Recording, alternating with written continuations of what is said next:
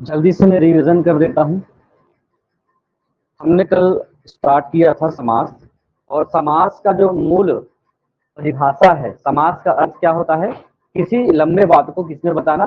संक्षेप में बताना, छोटे शब्द में बताना। और इसको बताने के लिए भी समास होता क्या है? तो जब हम छोटे शब्द में बताते हैं तो हमारे पास दो पद मिलते हैं या दो से अधिक पद मिल सकते हैं। दोनों पद अब एक साथ होते हैं उसको समस्त पद कहा जाता है। और वो जो दो पद हैं, जो पद या जो शब्द पहले लगता है उसे पूर्व पद, और जो पद बाद में लगता है उसको उत्तर पद कहा जाता है। तो प्रधानता के हिसाब से हमने देखा कि जब पहला पद प्रधान होता है, पूरे 6 समास के प्रकार हैं, पूरे 6 प्रकारों में पहला पद अगर प्रधान हो अर्थात पूर्व पद की प्रधानता होती है तो हम अव्ययी भाव समास उसको कहते हैं। ठीक, क्लियर था? अव्ययी भाव समास को हमने देखा कि फर्स्ट में अव्ययी भाव समास किसको कहेंगे? ऐसा समास जिसके पूर्व पद की प्रधानता होती है और उसमें एक महत्वपूर्ण चीज ये होती है कि उसमें उपसर्गों की विशेषता होती है। और क्या लगा होता है? उपसर्ग, है ना? इसको लेकर के हम पहचान सकते हैं। दूसरा जो समास था तत्पुरुष समास। तत्पुरुष समास में कारक विभक्ति की भूमिका होती है। जितने भी कारक विभक्ति हैं, 8 प्रकार की कारक विभक्ति में पहला और अंतिम को छोड़ करके 6 कारक विभक्ति तत्पुरुष समास के प्रकार है ना? कर्म से शुरू होकर के अधिकरण तक वो चलता है। और जितने भी शब्द आएंगे उसको अगर कभी कभी आपको समस्त पद में अर्थात समास किए हुए वाले पद में बीच में कोई अपने से उच्चारण करने के बाद लगता है, आप लगा कर देखते हैं तो आपको ये महसूस होगा कि कोई ना कोई कारक विभक्ति उसमें लगी है, तो तत्पुरुष समास का एग्जाम्पल होगा। उसके बाद तीसरा समास कौन सा था? कर्मधारय समास। कर्मधारय समास में दो चीजें थी, एक विशेषता वाली बात पद और एक विशेष्य पद। दो पद होते थे, जिस पदों की विशेषता बताई जाएगी उसको हमने क्या विशेष कहा, है ना? जो विशेषता बताई जाएगी वो विशेषता है और जिसकी विशेषता बताई जाएगी वो विशेष्य है।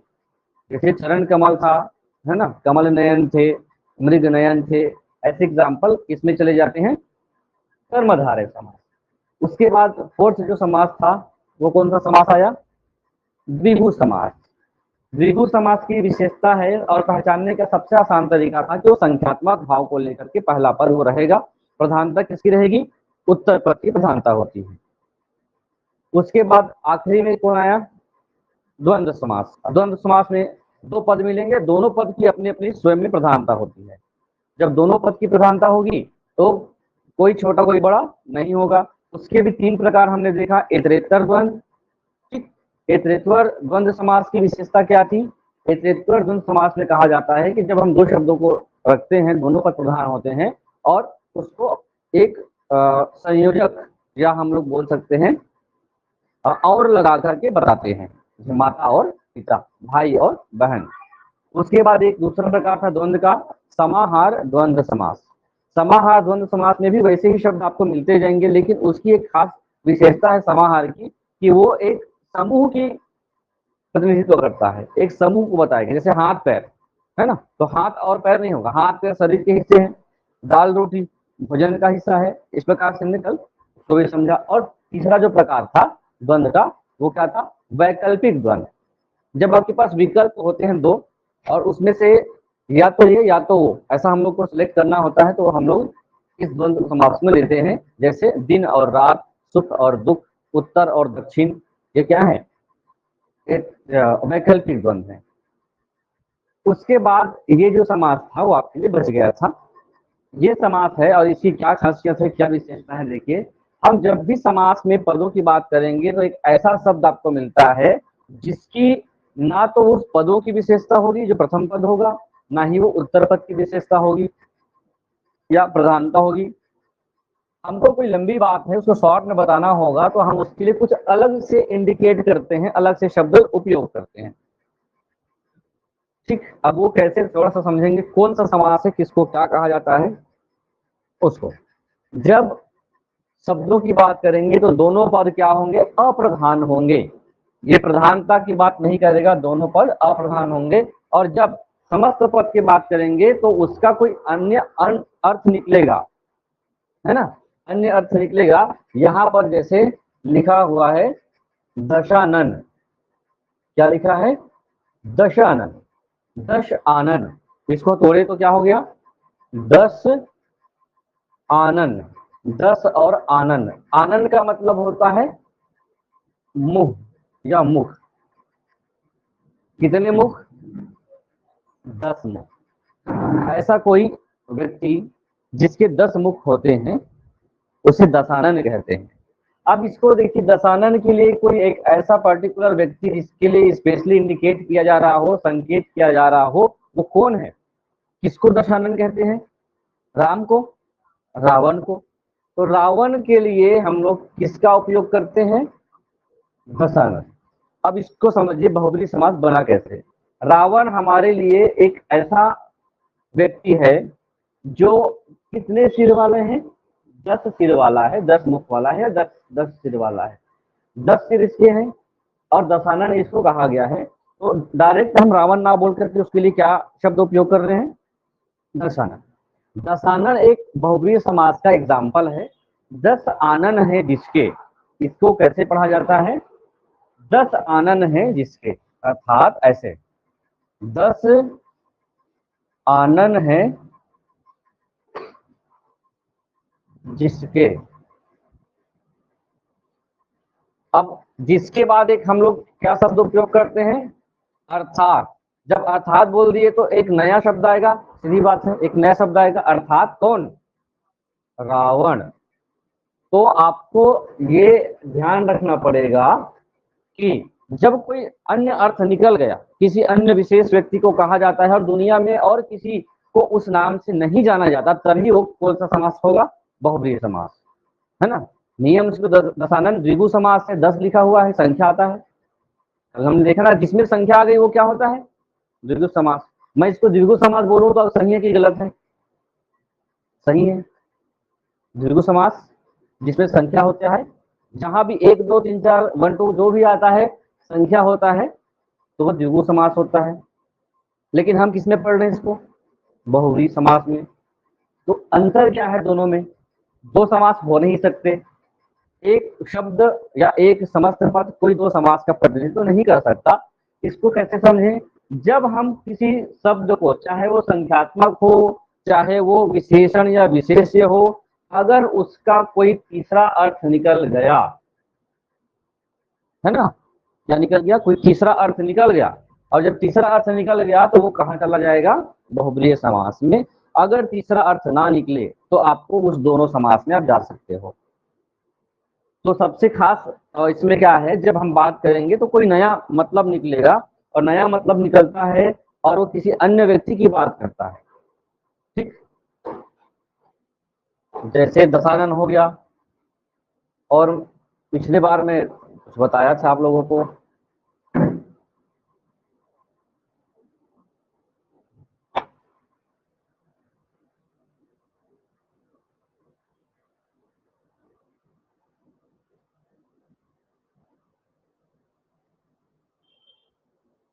क्या लिखा है? शदा। तो क्या है? श और द, षड। वो षठ है, षठ का मतलब होता है 6। षठ का मतलब क्या हो गया? 6। और 6 आनन मतलब हो गया सिर। तो 6 सिर वाला कौन? किसी के 6 सिर हो सकते हैं। कौन सा भगवान है? कार्तिक भगवान, गणेश भगवान के भाई। ठीक। तो जब नया अर्थ निकलता है तो हमने देखा 6 लिखा है, तो कौन सा समास जाते हैं आप लोग? भृगु समास। आज का क्लास कल से ज्यादा महत्वपूर्ण है, आपको तुलना करना समझना होगा। कार्तिक कौन से भगवान हो गए? गणेश के भाई हो गए। अब आपको कार्तिक नहीं पता है, जिसको शरणन कहा जाता है, तो आप तो सीधा इसी को लेंगे। विशेष अर्थ नहीं निकल रहा है, आपको नहीं पता है इसका मतलब विशेष अर्थ नहीं निकलेगा क्या? ये भी तो है। क्लियर हो रहा है क्या बात? तो बहुब्रीहि समास ऐसे समास को कहते हैं। परिभाषा भी इस प्रश्न होता है जिसमें दोनों पद क्या होंगे? अप्रधान होंगे, और जिसका अतिरिक्त कोई अन्य अर्थ आपको मिलता हो और उसी की प्रधानता होगी। चलिए एग्जाम्पल कुछ होंगे इसमें, तो देखेंगे। क्या हो गया? पहला दशानन। ठीक, दशानन अर्थात रावण। नीलकंठ, नीलकंठ, नीला है कंठ। एक शब्द आपको ऐसा लगेगा कि जिसका कंठ नीला है या नीले कंठ के समान, तो कहाँ चला जाएगा? वो कर्णधारय होता है। तो रखिए ना, कंठ कैसा है? नीला है, तो नीलकंठ कहलाएगा। लेकिन इसका विशेष अर्थ क्या निकल रहा है? किस भगवान को क्या कहते हैं? शिव भगवान को क्या कहा जाता है? नीलकंठ। आप ही सामने बैठे हो, आप ही बताओगे नीलकंठ क्यों कहते हैं शंकर भगवान को? हाँ, आप बताओ। हाँ, नाम नीलकंठ है तो जहर तो पिया नहीं थे, जहर तो किसमें धारण किए थे? कंठ में धारण किए। इस तरह से कंठ उनका नीला है, पी देंगे तो फिर गड़बड़ हो जाता। इसी कारण से उनको क्या कहा जाता है? नीलकंठ। सुलोचना, देखिए अब आपके लिए थोड़ा सा एग्जाम के हिसाब से बहुत ऐसे ऐसे वर्ड मिलेंगे। आज तक बचपन में आप लोग दशानन, नीलकंठ, पीताम्बर, लंबोदर ये पढ़ते आए हो। बहुत सारे ऐसे वर्ड मिलेंगे जो आपको बहुब्रीहि समास की ओर ले जाता है, और आपको पहली पहली बार भी सब वर्ड को सुनने मिलेगा। विशेष अर्थ क्या होता है ये आपके हिंदी की जानकारी के हिसाब से आपको समझना होगा। सुलोचना का मतलब होता है सुंदर है लोचन, ठीक है। सुंदर है लोचन, जिसका अर्थात सुलोचना किसको कहा गया था? अब लिखा गया था, बस आप आओगे, नहीं तो आपके पास कोई ऑप्शन ही नहीं था, है ना। किसको कहा जाता है? मेघनाथ की पत्नी का नाम था सुलोचना, क्योंकि उनका नाम ही रखा गया था इस कारण से। अधिकतर किसी का नाम जो होता है या कोई पद होता है, जैसे प्रधानमंत्री, मंत्रियों में जो प्रधान है क्या कहलाएगा? प्रधानमंत्री। उसके अलावा और कोई नहीं हो सकता प्रधान, प्रधानमंत्री के अलावा। तो विशेष अर्थ क्या निकल रहा है उसका? मंत्री अलग हो गया प्रधानता, और नया शब्द क्या बन रहा है? प्रधानमंत्री। वैसे ही ये शब्द आएगा सुलोचना, उस पर भी ध्यान देना है। ये दो चीजें तो आपको बेसिक याद ही होगा। पीताम्बर, ठीक है, कल आप लोग कौन सा भगवान बता दिए थे? ठीक, कौन सा भगवान बता दिए थे? विष्णु भगवान। विष्णु भगवान को पीताम्बर कहा जाता है कि नीलांबर कहा जाता है बताइए? विष्णु भगवान को इमेजिंग के लिए पीला वस्त्र धारण करते थे, या विष्णु भगवान नीला वस्त्र धारण करते थे? नीला है ना। तो कोई बात नहीं, आपने विशेष अर्थ निकाला, सीधी बात है। लंबोदर, किस भगवान को लंबोदर कहा जाता है? किसी और को लंबोदर कहा जाता है क्या? नहीं कहा जाता। एक विशेष शब्द मिलता है ये, जैसे दुरात्मा लिखा हुआ है। दुरात्मा किसको कहते हैं? जो जिसकी आत्मा क्या हो? बुरी हो, उसी को ही हम लोग क्या बोलते हैं? दुरात्मा या बुरी आत्मा वाला कहते हैं। श्वेतांबर किसको कहा जाता है? जो श्वेत वस्त्र धारिणी, वीणा वादनी। किसको? सरस्वती। वीणा पाणी किसको कहा जाता है? है? पानी मतलब क्या होता है? मैं हरियाणा में थोड़ी बोल रहा हूँ, हरियाणी भाषा पानी, तो अब जल बोलोगे, ऐसा नहीं है।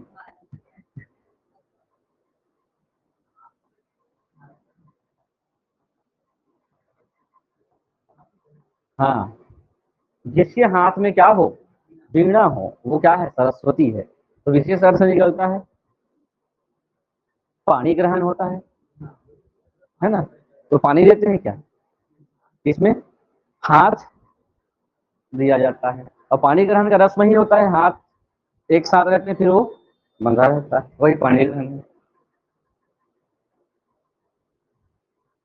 बातें समझ आ रही है? जब तक आपको कोई विशेष अर्थ ना निकले, एक सीधा सीधे एक बार भी प्रश्न भी आ चुका है कि जब भी आपको ऐसे शब्द मिले, आपको शब्द के भेद होते हैं, ठीक है। अभी हमने शब्दों पर, क्योंकि ये समास हमने पढ़ लिया, और समास में पहले हमको शब्द पढ़ना था, है ना।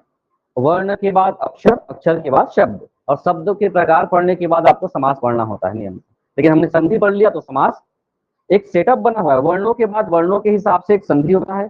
शब्द पढ़ने के बाद शब्द के कई भेद हैं। अभी शब्द भी पढ़ेंगे, जैसे तत्सम एक शब्द होता है, तद्भवी शब्द होता है, योग शब्द होता है, योग रूढ़ शब्द होता है ना। योगी शब्द, योग रूढ़ शब्द, रूढ़ शब्द। उसमें तीन प्रकार के जो शब्द होते हैं। योग रूढ़ शब्द होता है एक, योग रूढ़ शब्द के जितने एग्जाम्पल होते हैं वो बहुब्रीहि समास होते हैं। योग रूढ़ बराबर बहुब्रीहि समास आप लिख सकते हैं। योग रूढ़ बराबर कौन सा समास? बहुब्रीहि समास। अब योग रूढ़ अभी हम लोग पढ़ेंगे ताकि आपको क्लियर हो जाए कि योग रूढ़ क्या होता है, उस समय भी आपको बताऊंगा। जैसे एक शब्द आता है, सुने होंगे, कौन सा शब्द? पंकज आ गया। आपको अब पूछा गया पंकज जो है, पंकज जो शब्द है वो किस समास का उदाहरण है? तो आपने शब्द नहीं पढ़ा है, अभी शब्दों के प्रकार नहीं पढ़े हैं, तो पंकज को पहले समझने का प्रयास कीजिए। वो कौन सा शब्द है? ये योग रूढ़ शब्द होता है ना। योगी शब्द और रूढ़ शब्द दोनों की विशेषता होती है। पंकज किसको कहते हैं? यही मतलब आपने पूछा कोई ऐसा शब्द जिसका मीनिंग किसी दूसरे का निकलता हो, या पर्यायवाची शब्द। जितने पर्यायवाची शब्द होते हैं और इसका विशेष अर्थ निकलता है, किसी अन्य को कहा जाता हो। पंकज किसको कहते हैं? कमल को कहा जाता है। पंक में जन्म लेने वाला अर्थात कमल। तो पंक मतलब फिर क्या होगा? आपके लोग से पूछूंगा मैं। पंक मतलब कीचड़, ठीक है, पंक मतलब कीचड़। और ज से जन्मा, ज से जन्म लेने वाला, पंक से या कीचड़ से जन्म लेने वाला कमल। तो पंकज जो शब्द है वो किस समास का हिस्सा होगा? बहुव्रीहि समास का हिस्सा होता है।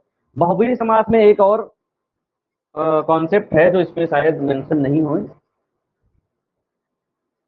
जब कोई ऐसा शब्द मिलता है, दो शब्द जो घात प्रतिघात को दिखाता हो, ठीक है, घात प्रतिघात को दिखाता हो, उसमें भी हम लोग बहुब्रीहि समास को उससे श्रेणी में लेते हैं।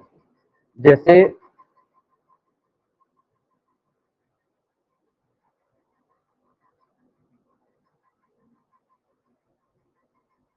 एक शब्द है, जैसे एक लिख दो, मारिक मारा हो गया, ऐसे छत्तीसगढ़ी शब्द है, सुने हैं?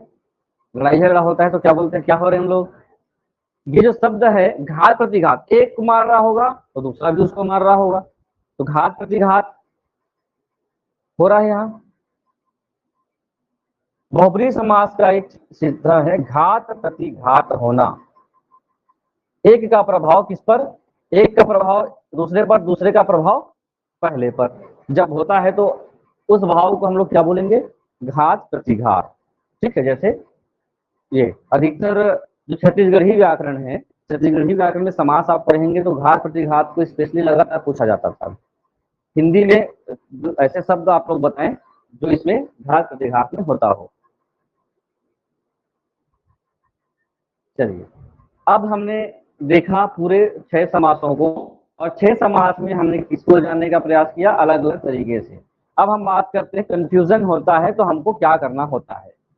बहुत सारे ऐसे शब्द मिलेंगे, ऐसे पद मिलेंगे जिसको आप लोग को लगेगा कि ये तो नियम के हिसाब से अमुक समास है, लेकिन वो हो जाता है कोई दूसरा समास। तो सबसे बड़ा आपको लॉस हो जाएगा कि आपने बेसिक कॉन्सेप्ट लिया लेकिन एडिशनल जानकारी आपने नहीं ली। ऐसी स्थिति में, और चूंकि मैंने बार बार ये बोला है कि आपके अपवाद वाले चीजें ही आपके प्रश्न बनते हैं, ठीक है, कभी सीधा सीधा नहीं पूछेगा, है ना। नीलांबर और पीतांबर और ये लंबोदर आप नहीं आते हैं। ऐसे शब्द आएंगे जो किसी अन्य समाज का भी वो हिस्सा हो, लेकिन उसको किसी अन्य समाज के नाम से जाना जाता हो, वही आपके ही प्रश्न होंगे हमेशा। अब क्योंकि जितने भी प्रश्न होंगे 12वीं लेवल और स्नातक लेवल के हिसाब से पूछे जाएंगे, 6वीं का पेपर तो देने आप नहीं जाएंगे, है ना। तो जब आपके दो समास है और दो समास में आपको क्या करना होगा? तुलना करना होगा। तो कर्मधारय समास की बात करते हैं और बहुब्रीहि समास। कुछ ऐसे पद होते हैं या ऐसे शब्द होते हैं जो दोनों समास में आते हैं, लेकिन उसको कौन सा समास में लिया जाए इसके लिए नियम है। तो ऐसे शब्द जैसे मैंने अभी बताया नीलकंठ, नीलकंठ के हिसाब से देखा जाए तो यहाँ पर कर्मधारय समास में ये कहा गया था एक पद विशेषण होगा, दूसरा पद विशेष्य होगा। उस हिसाब से कंठ की विशेषता क्या है कि वो नीला है। अब इस नियम के अनुसार चल पड़े हम लोग, कौन सा समास में जाना चाहिए? कर्मधारय। लेकिन कहता है अगर उस नीले कंठ को किसी अमुक व्यक्ति, अमुक स्थान या अमुक किसी अन्य जगहों या किसी भी अन्य चीजों के नाम से और जाना जाता हो, और स्पेशली उसी के लिए ही जाना जाता हो तो वो कर्मधारय से हट करके कहाँ चला जाएगा, बहुब्रीहि चला जाएगा। उसी प्रकार से नीलकंठ को हमने सर्च किया, समझा, उसके बाद ये समझ में आया कि नीलकंठ को किसको कहा जाता है, शिव को कहा जाता है। तो बहुब्रीहि समास में समस्त पद में विशेषण विशेष का संबंध नहीं होता। ठीक है, बहुब्रीहि समास में हम लोग क्या विशेषण है क्या विशेष है इस पर ध्यान नहीं देते, बल्कि वो जो पद है अर्थात जो नीलकंठ है वो किसी अन्य संज्ञा का या विशेषण होता है, इसके साथ साथ उसका कोई भिन्नार्थ है, भिन्नार्थ मतलब कोई अलग और नया अर्थ मिल जाता हो, तो ऐसे स्थिति में हम उसको किस समास में शामिल कर लेंगे, बहुब्रीहि समास में शामिल कर लेंगे। क्लियर हो रहा है आपका? जैसे यहाँ पर लिखा हुआ है नीलकंठ के लिए नया अर्थ निकल गया, किस भगवान के लिए, शिव भगवान के लिए। तो ऐसा नहीं है कि ये समास में नहीं आते हैं, आपके पास अगर विकल्प में कर्मधारय है और बहुब्रीहि है ना, जैसे नीलकंठ कौन सा समास है और ऑप्शन में है कौन सा, कर्मधारय पहला लिखा हुआ है और बहुव्रीहि भी लिखा हुआ है, साथ साथ द्विगु और द्वंद्व लिखा हुआ है। तो आपका आंसर इस मामले में क्या होगा,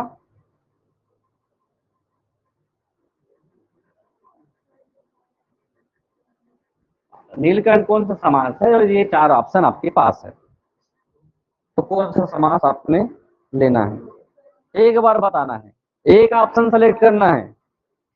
दोनों ऑप्शन है कि पांचवा थोड़ी लिखा, दोनों आपको एक ही सेलेक्ट करना पड़ेगा। तो एक सेलेक्ट करेंगे तो किस समास की ओर जाएंगे आप,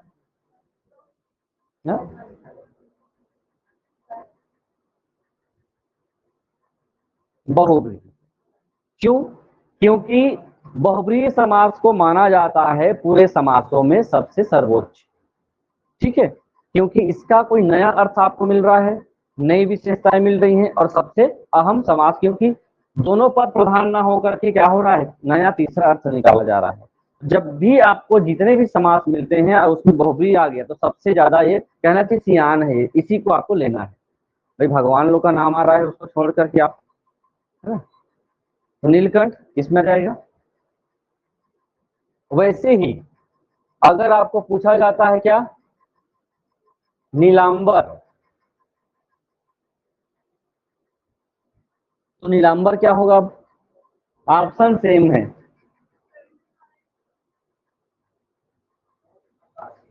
नीलांबर भी होगा, बहुब्रीहि होगा। कॉन्सेप्ट क्या है, क्योंकि आपके जितने भी अर्थ निकलते हैं और उसका कोई अन्य अर्थ निकल गया, विशेष अर्थ निकल गया, तो आपको सभी समास को छोड़ना है और केवल बहुब्रीहि समास में जाना है। नीला और अंबर, नीला मतलब क्या हो गया, रंग हो गया, है ना, और अंबर मतलब क्या हो गया, ठीक। प्रथम दृष्टि से क्या होगा, वस्त्र जो नीला है, वस्त्र की विशेषता ये हो गई है कि वो क्या है, नीला, कर्मधारय हो गया। लेकिन हमने नीलांबर बोल दिया और उसका हमने क्या किया, नीला वस्त्र धारण करने वाला, अर्थात विष्णु। ठीक है, अगर वहां पर ये ऑप्शन ना हो, कौन सा, कर्मधारय ना हो, तो आपका आंसर क्या होगा, हमेशा सॉरी बहुब्रीहि ना हो तो कर्मधारय होगा, और बहुब्रीहि है और कर्मधारय नहीं है तो वो तो है ही, कंफ्यूजन वाली बात ही नहीं होगी। कंफ्यूज कब होंगे, जब दोनों होंगे, और लेकिन उसमें दोनों में श्रेष्ठ कौन है, बहुब्रीहि समास श्रेष्ठ होगा। बातें क्लियर हो रही है?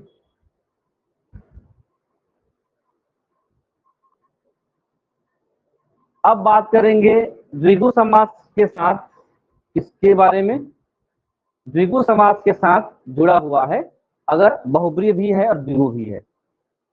द्विगु समास की विशेषता यह है कि जब भी हम ऐसे समास की बात करते हैं जो संख्यात्मक का बोध कराता हो, संख्या का बोध कराता हो, 1 2 3 4 से लेकर कुछ भी हो सकता है ना, तो आप किस समास में जाएंगे, द्विगु समास में। लेकिन उस शब्द पे आप थोड़ा गौर करके पढ़िए, और जब उस शब्द को अच्छे से गौर करके पढ़ते हैं तो आपको कोई नया विशेष अर्थ उसका मीनिंग निकलता हो। जो किसी पर्टिकुलर किसी एक विशेष को ही कहा जाता हो वो शब्द, तो आपको द्विगु समास को क्या करना है, छोड़ना होगा और इसमें स्विच हो जाना है, बहुब्रीहि समास में चले जाना है। तो ठीक, देखिए इसमें लिखा हुआ है चतुर्भुज। एक एग्जाम्पल क्या है, चतुर्भुज। चतुर्भुज में चार चार भुजा है, तो एक क्या संख्या दी क्या, चार। तो चतुर्भुज के हिसाब से जिसकी चार भुजा होती है उसे चतुर्भुज कहते हैं। Simple concept. तो किस समास में के बारे में बात की जा रही है, हमने इसका कोई विशेष अर्थ नहीं निकाला। अगर हमने ये बोल दिया कि चतुर्भुज किसको कहा जाता है, चार भुजाओं वाला, ऐसा कोई है क्या जिसको चार भुजाओं वाला माना जाता है, तो किसको कहा जाता है चार भुजाओं वाला, विष्णु, विष्णु को। विशेष अर्थ निकल गया, चतुर्भुज किसको कहा जाता है, विष्णु को। तो जब विशेष अर्थ निकल गया तो वो द्विगु समास से हटकर अब कौन सा समास हो जाएगा, वो कब होगा, जब आपके विकल्प में द्विगु भी हो और बहुव्रीहि भी हो, दोनों होंगे उस मामले में बहुव्रीहि होगा। बार बार इसको समझ लीजिएगा, जब भी आपको तुलना करना होगा और दोनों जब दो होंगे तभी तो तुलना होगी, तुलनात्मक स्थिति आएगी तो आपको बहुव्रीहि ही लेना है। अगर वहां पर बहुव्रीहि समास नहीं है, द्विगु द्वंद्व और अन्य समास तत्पुरुष कर्मधारय लिखा हुआ है, तो आपका आंसर निश्चित रूप से क्या होगा, संख्यात्मक हिसाब से द्विगु होगा। समझ में आ रही बात। और संख्यात्मक रूप से अभी मैंने एक नाम लिखा था षडानन, ठीक है। षडानन मतलब हो गया छह आनंद, ठीक। तो संख्यात्मक रूप से छह सिर वाले या छह मुख वाले हो गए, लेकिन उसका कोई विशेष अर्थ या किसी व्यक्ति को कहा जाता है तो क्या हो गया, फिर बहुब्रीहि समास हो गया, ठीक। कार्तिक भगवान बोला ना अभी, हाँ। ब्रह्मा के कितने सिर होते हैं, आप लोग बता रहे हो।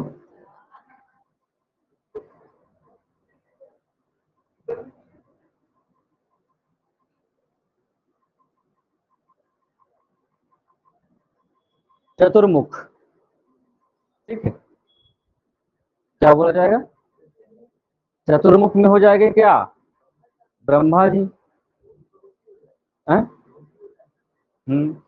चतुर्भुज, ये भुजा की बात है ना, सिर की बात इसमें हो रही है, फिर कंफ्यूज मत होइएगा।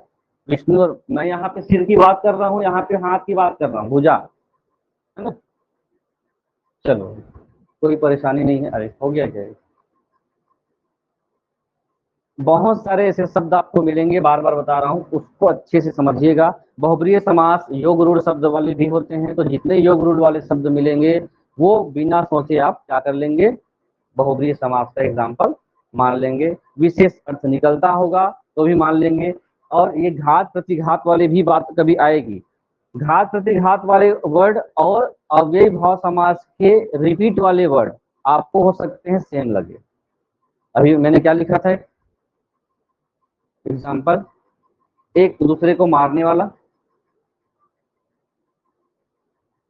मारिक मारा शब्द है, ठीक है, एक बोल दिया गया, लड़ाई हो रहा है तो एक दूसरे को मार रहे, तो एक व्यक्ति दूसरे को मार रहा है फिर पहले को मार रहा है, दो प्रतिक्रिया हो रही है, तो घात प्रतिघात इसके लिए शब्द है, तो वो जो शब्द होगा बहुब्रीहि समास के एग्जाम्पल में आते हैं। क्लियर। तो ये समास के कुछ एग्जाम्पल थे। अब आपको थोड़ा सा ध्यान किसमें देना है, अब हम लोग पढ़ते हैं नाउन, जिसको क्या बोला जाएगा, संज्ञा। समास के आपको अभी प्रैक्टिस के लिए 50 प्रश्न दिए जाएंगे अभी क्लास के बाद, तो आपको उसको अच्छे से पहचानना है और बताना है कि कौन कौन से समास होंगे, है ना। हो सकता है कॉपी में भी आप लिख लें। तो हम अब बात करते हैं इसको लेकर के, एक सेट है हमारे पास और सिलेबस के हिसाब से हिंदी में कि आप पढ़ेंगे क्या, संज्ञा, सर्वनाम, विशेषण, क्रिया विशेषण और क्रिया या काल, ठीक। क्योंकि हमको शब्द पढ़ना था, है ना, शब्दों का सेट एक साथ पढ़ लिया जाए। शब्द पढ़ लिया, इसी को देखते हैं, संज्ञा पढ़ लेते हैं, उसके बाद हम शब्द या शब्द विचार को लेकर के बात करेंगे, है ना। लाइन टू लाइन चले, कैसे कैसे सिस्टमेटिक ढंग से व्याकरण बना हुआ है उस हिसाब से चले। ये अपने में एक सेट है, शब्दों के हिसाब से समास का सेट है, अभी बताया। अभी संज्ञा के बारे में चर्चा करते हैं, क्या है संज्ञा। सबको पता है संज्ञा के बारे में जो बेसिक जानकारी होती है किसी भी दुनिया में आज के समय में, संज्ञा का एक संज्ञा का मीनिंग, नाउन का मीनिंग होता है नाम। संज्ञा का मतलब क्या होता है, नाम होता है। दुनिया में ऐसी कोई भी वस्तु या कोई भी सामान, कोई भी चीज ऐसी नहीं है जिसका नाम ना हो। ठीक है, आप लोग बताएं जिसका नाम ना हो, उसका नाम बताएं। संभव नहीं। तो दुनिया में समस्त चीजों के क्या है, नाम है। तो समय समय पे कुछ चीजों का आविष्कार भी होता गया, तो आविष्कार होता गया तो वो बेनाम नहीं होते गए। पहले के समय में, आज से 5000 साल पहले की बात करें तो कई ऐसी चीजों का आविष्कार नहीं हुआ रहा होगा, तो उनके नाम भी नहीं थे। ठीक, धीरे धीरे अभी बहुत सारे केमिस्ट्री में बहुत सारे क्या होते हैं, मेटल्स मिलते रहते हैं, धातु मिलते रहते हैं, तो वो जैसे जैसे मिलते जाते हैं उनका क्या किया जाता है, नामकरण किया जाता है। वैसे ही जितने भी सारी चीजें दुनिया में आती गई उनका कोई ना कोई नामकरण किया जाता है। तो नाम या संज्ञा किसी भी व्यक्ति के, व्यक्ति यहाँ पे पर्सन के परिप्रेक्ष्य में है, व्यक्ति मतलब इंसान नहीं है, ये भी ध्यान रखेंगे। इस भाव से आप संज्ञा को समझेंगे। यहाँ पर पर्सन का मतलब जितने भी चीजें हैं दुनिया में उसको व्यक्ति कहा गया है।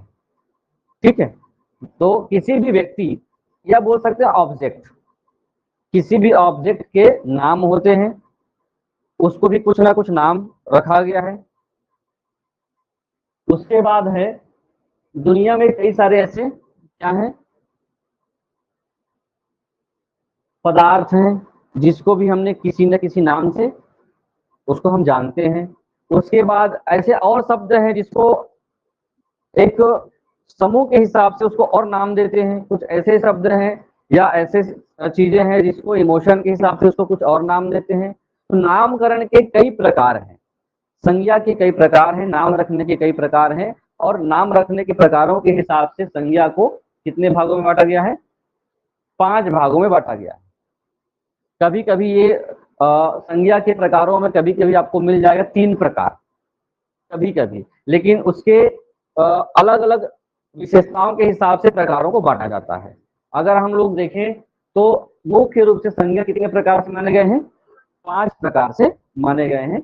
और इन 5 प्रकारों को कभी कभी क्या कहा जाता है, ये जो व्यक्तिवाचक है, जातिवाचक है ना, तो इसी में क्या समूह और द्रव्य को शामिल कर लिया जाता है कभी कभी। लेकिन हम 5 को अलग अलग पढ़ने का प्रयास करेंगे और ये संज्ञा क्या होता है इसको समझने का प्रयास करते हैं। तो पहला प्रकार क्या होता है, व्यक्तिवाचक संज्ञा। हम दूसरे प्रकार को समझे तो कौन सी वाचक संज्ञा, जातिवाचक संज्ञा। तीसरा है भाव, द्रव्य, समूह। अलग अलग प्रकार से इनका नामकरण किया गया है।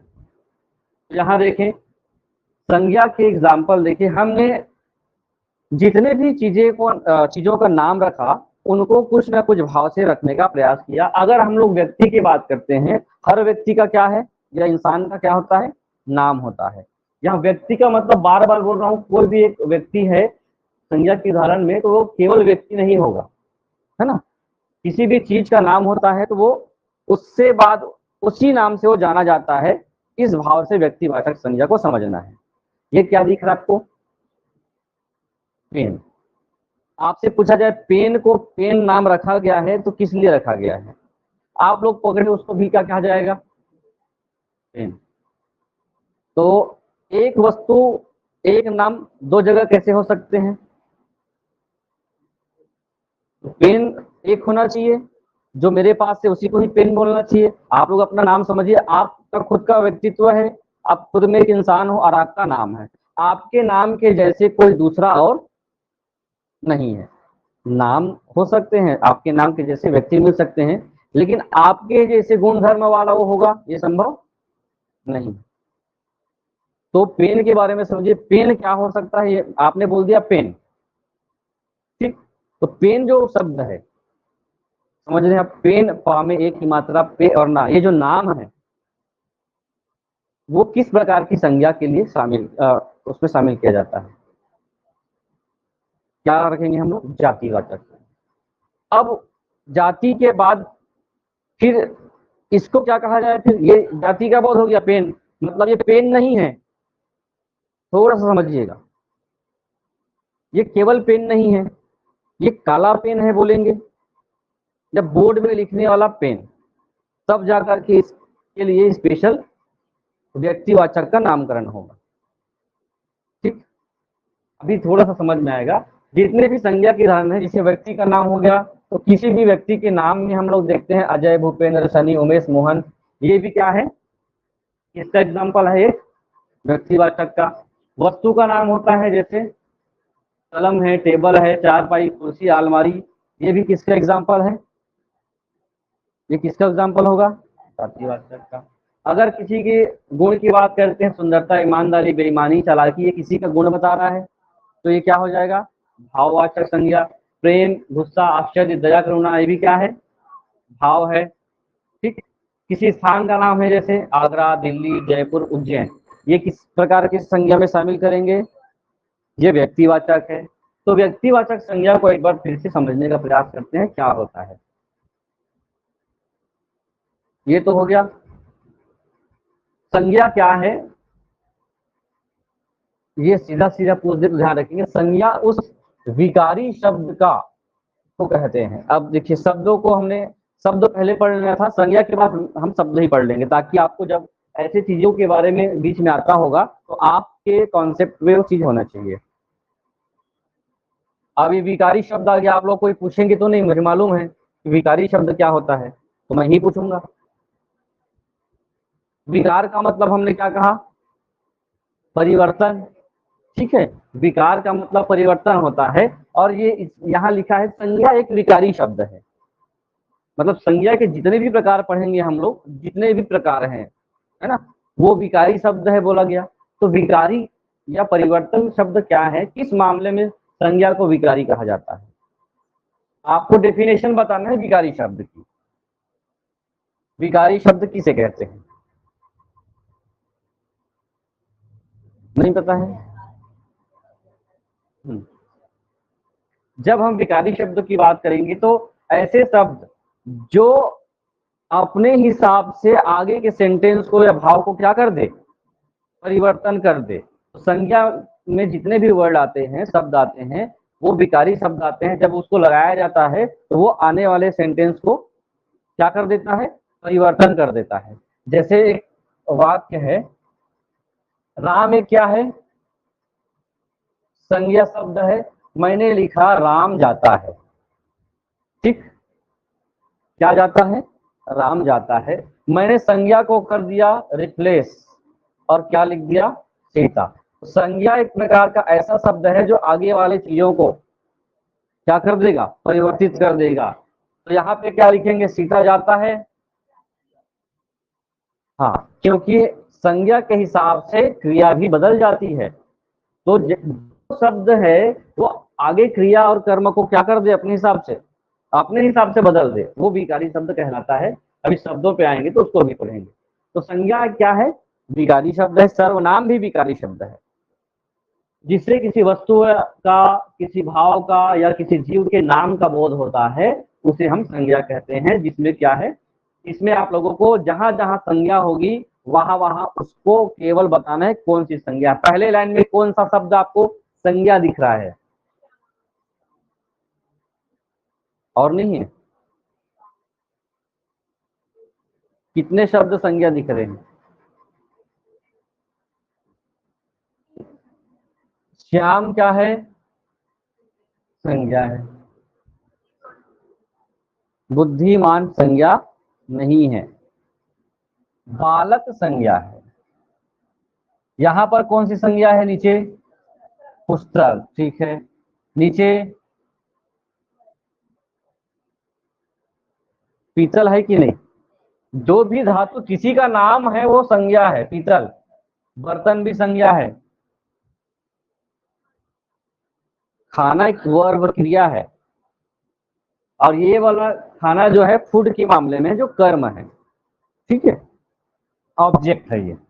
यहाँ पर देखिए, यहाँ प्रेम क्या है, एक संज्ञा शब्द है, टेबल एक संज्ञा शब्द है, अंगूर एक संज्ञा शब्द है, गुच्छा एक संज्ञा शब्द है, मोहन और सोहन दोनों संज्ञा शब्द हैं, मित्र भी संज्ञा शब्द है, सोना संज्ञा है, अंगूठी संज्ञा है, भोपाल संज्ञा है, मध्य प्रदेश संज्ञा है, राजधानी संज्ञा है, मोर संज्ञा है, भारत संज्ञा है, पक्षी राष्ट्रीय, राष्ट्रीय भी संज्ञा है। बताइए, सही से बताइए, राष्ट्रीय संज्ञा नहीं है। अगर आपको राष्ट्रीयता लिखा जाता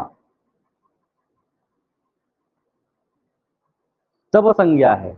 अब ये कैसे बोलोगे, यही चीज आपको थोड़ा सा पूरे संज्ञा में यही समझना है कि राष्ट्रीय क्या है, कैसा शब्द है जो विशेषण है, उसके बाद राष्ट्रीयता का भाव, जहां पर भाव आ गया तब संज्ञा होगी। राधा संज्ञा है, सुंदर, सही से बताइए, सुंदर होना विशेषता है तो विशेषण होगा। लड़की क्या है, संज्ञा है। बहुत सारे ऐसे चीजें हैं जिसको आपको ध्यान रखना पड़ेगा नाउन पढ़ते समय, क्योंकि एक ही बार आप बोला करोगे, पहला A B C D, B को गोला कर दिए, ओहो सी होता तो फिर उस गया, फिर तो उससे पहले थोड़ा सा विचार करिएगा, क्योंकि प्रश्न जो आएगा, जो टॉपिक आपको सरल लगते हैं उसके अपवाद को प्रश्न बनाया जाता है। तो बिल्कुल व्यक्तिवाचक संज्ञा में केवल क्या ध्यान रखना है, जो शब्द केवल, जहां पर एक वाक्य है, जो शब्द केवल एक ही व्यक्ति के बारे में हो, एक वस्तु के बारे में हो, एक ही स्थान के बारे में ही बोध कराता हो, उस शब्द के लिए हम लोग व्यक्तिवाचक संज्ञा का प्रयोग करते हैं। ये बहुत बेसिक परिभाषा है और कॉन्सेप्चुअल चीज है। यहाँ पर एक लिखा हुआ है, केवल एक ही वस्तु के लिए और कोई दूसरे वस्तु के लिए उसको उस नाम से ना जाना जाता, ठीक है। पीली दिखने वाली धातु क्या होती है, पीली दिखने वाली धातु सोना होता है, और पीली दिखने वाली धातु पीतल भी हो सकता है। लेकिन पीतल का गुण है कि वो पीतल है, उसकी कुछ विशेषता है, उसी को ही पीतल कहा जाएगा, है ना। तो जब उसी को ही पीतल कहा जाता है तो उसके लिए जो नाम आएगा वही व्यक्तिवाचक संज्ञा है ना। और सोना को सोना कहा जाएगा। एग्जाम्पल समझते हैं, जैसे हिंदी के संज्ञा को, हिंदी के सर्वनाम को, हिंदी के विशेषण को जितना बेहतर ढंग से समझे रहेंगे, अंग्रेजी में उतनी ही आपको मदद मिलेगी, क्योंकि कोई बदलाव नहीं है इन ग्रामरों में, ठीक, बिल्कुल एकदम सटीकता से समझिएगा, कोई बदलाव नहीं है। यहाँ पर कुछ लोगों के नाम लिखे हुए हैं, अब थोड़ा सा समझने का प्रयास करते हैं। जब आपको कहा जाए भारत, भारत क्या है, एक देश का नाम है, ठीक। जब देश है ये भारत, तो भारत के जैसे और कोई देश नहीं है, हमारे ही एरिया के हिसाब से इसी क्षेत्र को भारत कहा जाता है। छत्तीसगढ़, उस भारत के नक्शे में कुछ इतने ही इलाके को क्या कहा जाता है, छत्तीसगढ़ कहा जाता है। छत्तीसगढ़ में आपके जिले के इस क्षेत्र को ही आपके जिले का नाम कहा जाता है। उस नाम के अंदर मैं जिला सब जिला बोल रहा हूँ, और राज्य बोल रहा हूँ, और देश बोल रहा हूँ, इसको भी शब्दों को सुनते रहिएगा, क्योंकि ये जितने भी शब्दों के नाम लिए मैंने, वो संज्ञा तो है लेकिन व्यक्तिवाचक संज्ञा नहीं है। क्या क्या बोला मैंने, भारत क्या है, एक देश है। तो जो देश शब्द है, जो देश शब्द है, ये व्यक्तिवाचक संज्ञा नहीं है भाई। तो भारत किसी एक देश का नाम है, किसी एक स्थान का नाम, देश मत समझिए, देश को छोड़िए अभी, ठीक, देश का कॉन्सेप्ट निकालिए, भारत के स्थान का नाम है, ये समझ लीजिए। ऐसा स्थान और दुनिया में नहीं है, केवल अकेला है। अमेरिका एक ऐसा स्थान जिसको उसी क्षेत्र को क्या कहा जाता है, अमेरिका कहा जाता है। वैसे ही अगर आपको क्या मिले, कुछ वस्तु मिले जो टेबल है या गाड़ी है, वो वस्तु है, तो टेबल और गाड़ी क्या है, उस टेबल गाड़ी के नाम को हम लोग क्या बोलेंगे। किसी व्यक्ति का नाम है राम, या महात्मा गांधी, सुभाष चंद्र बोस, किसी भी व्यक्ति के नाम है। आप लोगों का नाम खुद में क्या है, व्यक्तिवाचक संज्ञा, जो आपके केवल और केवल आपकी ही पहचान कराता हो, है ना।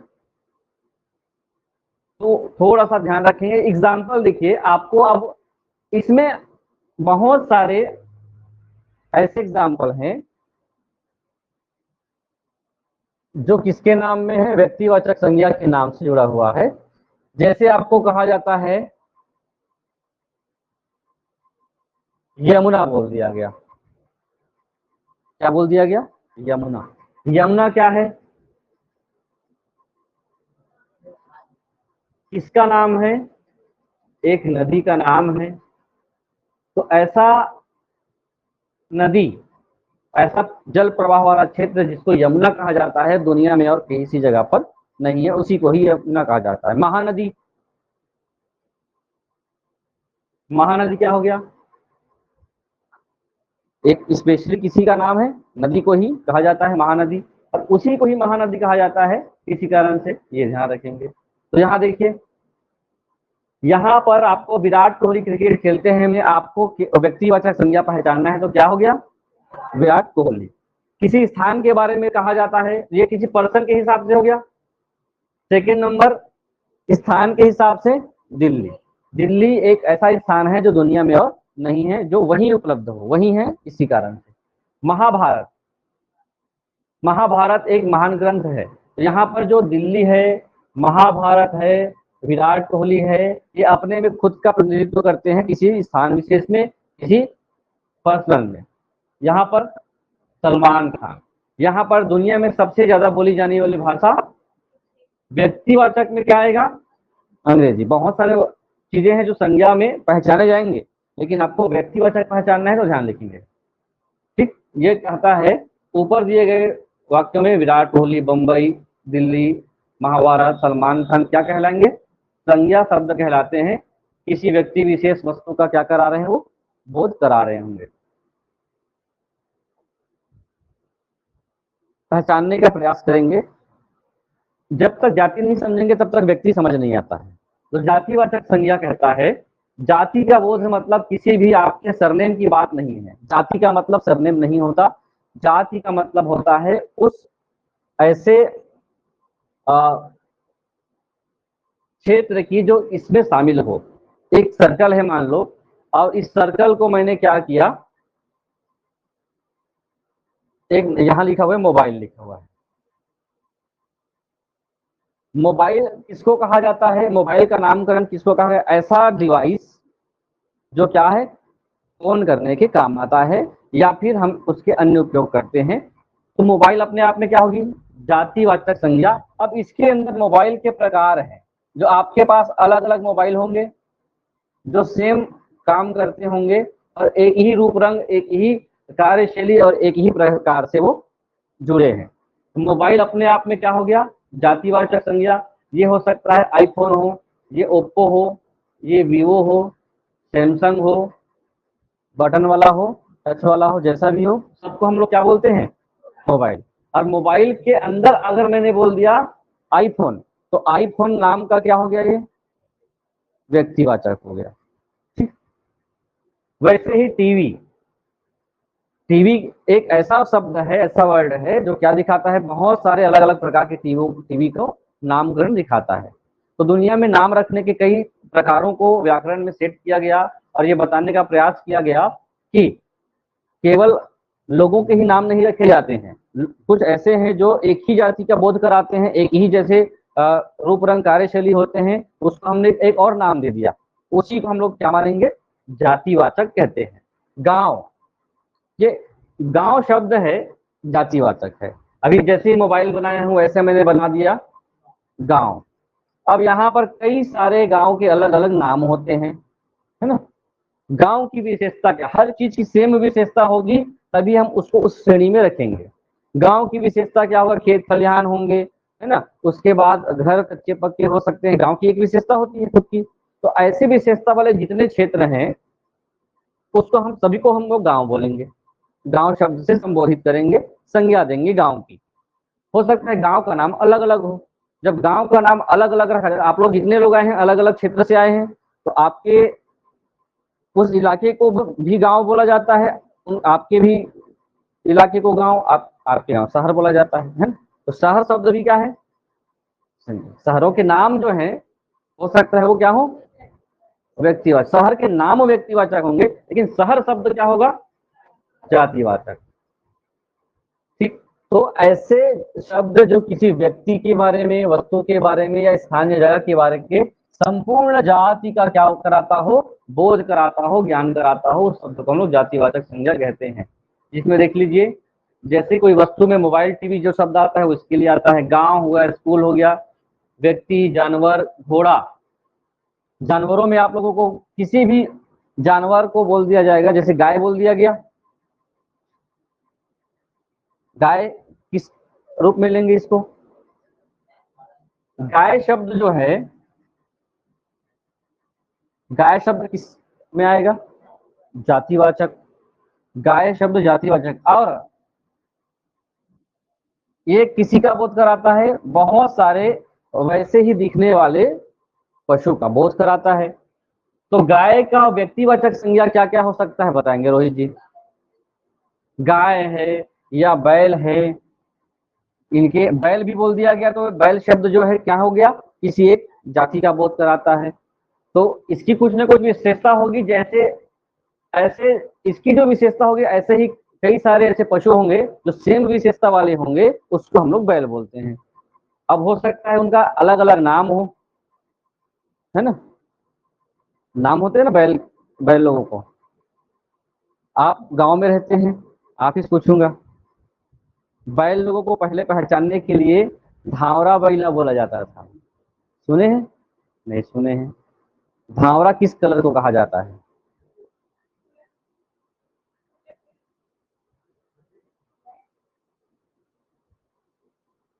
नहीं पता। तो गांव की विशेषता है कि आपको रंग भी पता होना चाहिए। धावरा व्हाइट, ठीक है, सफेद, सफेद को ही क्या बोला जाता था। तो जो बैल होगा यहाँ पर, जो किस कलर का होगा, उसको स्पेशली उसी नाम से जाना जाता है, धावरा बैला, लाल बैला, चितकबरा बैला, या जिसके लिए गाय के लिए भी हो सकता है वैसी कलर का संबोधन हो, तो वो जो संबोधन होगा और उसी को ही कहा जाता है, तो व्यक्तिवाचक। और गाय, बैल, भैंस, घोड़ा, शेर, ये जो शब्द होंगे वो जातिवाचक होंगे। इसमें जैसे लड़का, लड़की, ये भी ऐसे शब्द हैं जो किसके लिए संबोधित किया जाता है, जातिवाचक। ठीक है, लड़का, लड़की, जातिवाचक। समझ में आ रहा होगा तो बिल्कुल बताएं, नहीं आ रहा होगा तो, क्योंकि आप लोगों को हिंदी हो जाएगा वाले हैं, तो बिल्कुल पूछूंगा आप लोगों से। भाववाचक संज्ञा, भाव क्या है और संज्ञा किस प्रकार से हम लोग इसको समझते हैं, जब हम लोग शब्दों की बात करते हैं, और उसमें भाववाचक संज्ञा को समझना सबसे ज्यादा जरूरी है। पूरे संज्ञा में सबसे ज्यादा पूछा जाने वाली जो प्रकार है वो भाववाचक संज्ञा ही है। हमारे पास बहुत सारे ऐसे चीज होते हैं जिसको आप फील करते हो, ठीक, ध्यान से समझेंगे ताकि आप उसको बता सकें। किसी शब्द में, ऐसा शब्द आप लोग बोलते हैं या सुनते हैं, तो आपको उस पदार्थ की अवस्था के हिसाब से या उस दशा का या उसके भाव का आप स्वयं महसूस करते हैं, ऐसा आपके अंदर फीलिंग आता है, तो वो शब्द जो है जिसको सुन करके इस प्रकार का भाव आपके अंदर आता है, वो शब्द आपके लिए भाववाचक संज्ञा होगी। भाववाचक संज्ञा की सबसे महत्वपूर्ण विशेषता ये होती है कि उसमें प्रत्यय लगा होता है। नहीं पता होगा तो ध्यान से समझने का प्रयास करेंगे। क्या लगा होगा, बिना प्रत्यय के भाववाचक संज्ञा नहीं होगा, और बिना उपसर्ग के अव्ययीभाव समास नहीं होता है। तो भाववाचक संज्ञा होता नहीं है, भाववाचक संज्ञा बनाया जाता है, ये भी ध्यान रखेंगे, भाववाचक संज्ञा बनाया जाता है। जैसे यहाँ पे लिखा होगा, एक शब्द है, ये इसको ले लेते हैं, एक शब्द है बूढ़ा। बूढ़ा का मतलब क्या होता है, इसका केवल अर्थ बताएंगे तो क्या होगा, वृद्धावस्था, है ना। कितने उम्र के बाद के लोगों को वृद्ध कहा जाता है,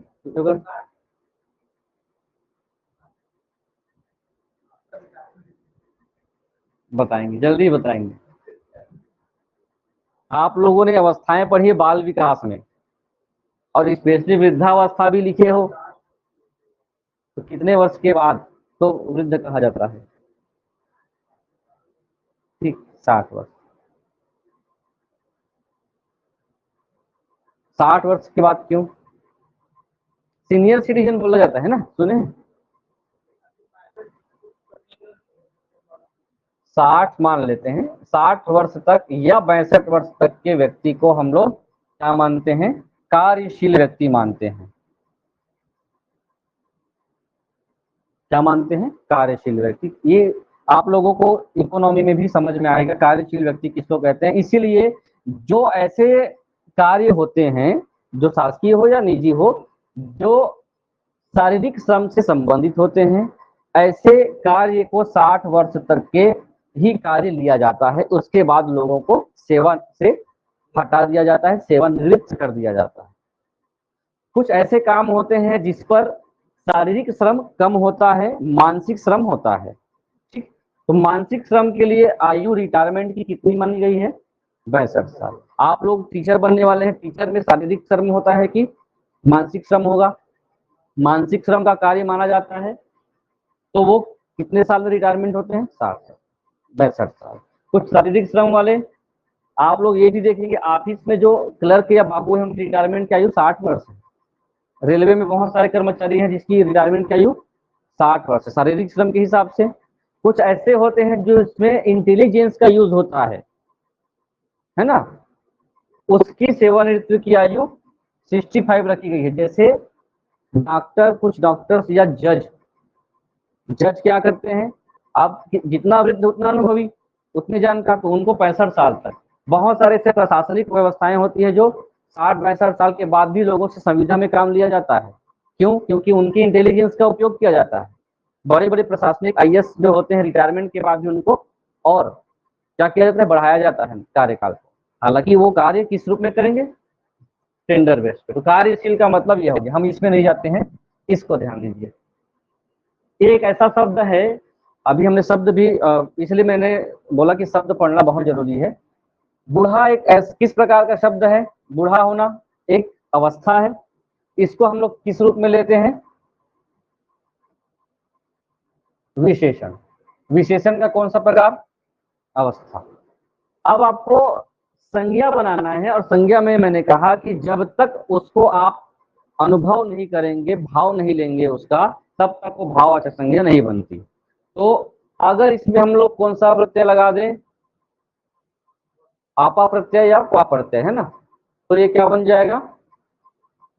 अब बुढ़ापा एक भाव है। थोड़ा सा अपने आप को सोच कर देखिए, बुढ़ापा होना एक भाव है, अवस्था ही है लेकिन अवस्था का एक भाव है। कोई इसको जिएगा, बुढ़ापा को कोई क्या करेगा? जिएगा। बूढ़ा एक क्या है? शब्द है, एक विशेषण है कि बूढ़ा होना है, अवस्था बता दिया गया है। लेकिन बुढ़ापा एक ऐसी अवस्था है जिसको लोग अपनाते हैं और क्या करते हैं? उसको जिएंगे। वैसे ही मीठा क्या है? एक विशेषण है, लेकिन किसी चीज को भाव लेना है तो जैसे मिठास, मिठास आपको क्या लग रहा है? एक भाव लग रहा है ना। मिठास एक प्रकार का क्या है? भाव है।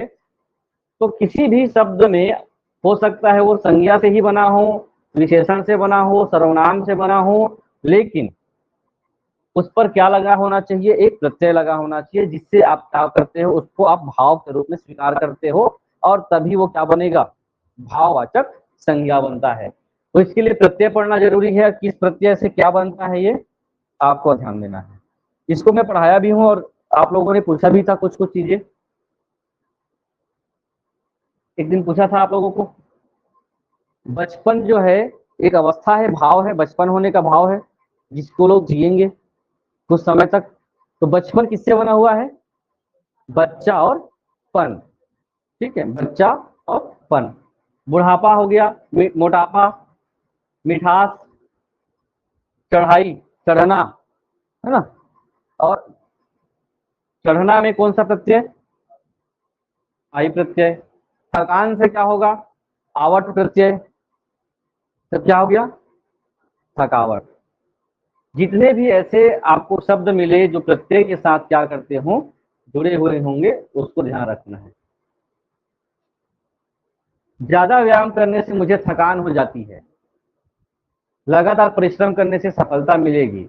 आपकी आवाज में बहुत मिठास है, मुझे तुम्हारी आंखों में क्रोध नजर आता है, लोहा एक कठोर पदार्थ है।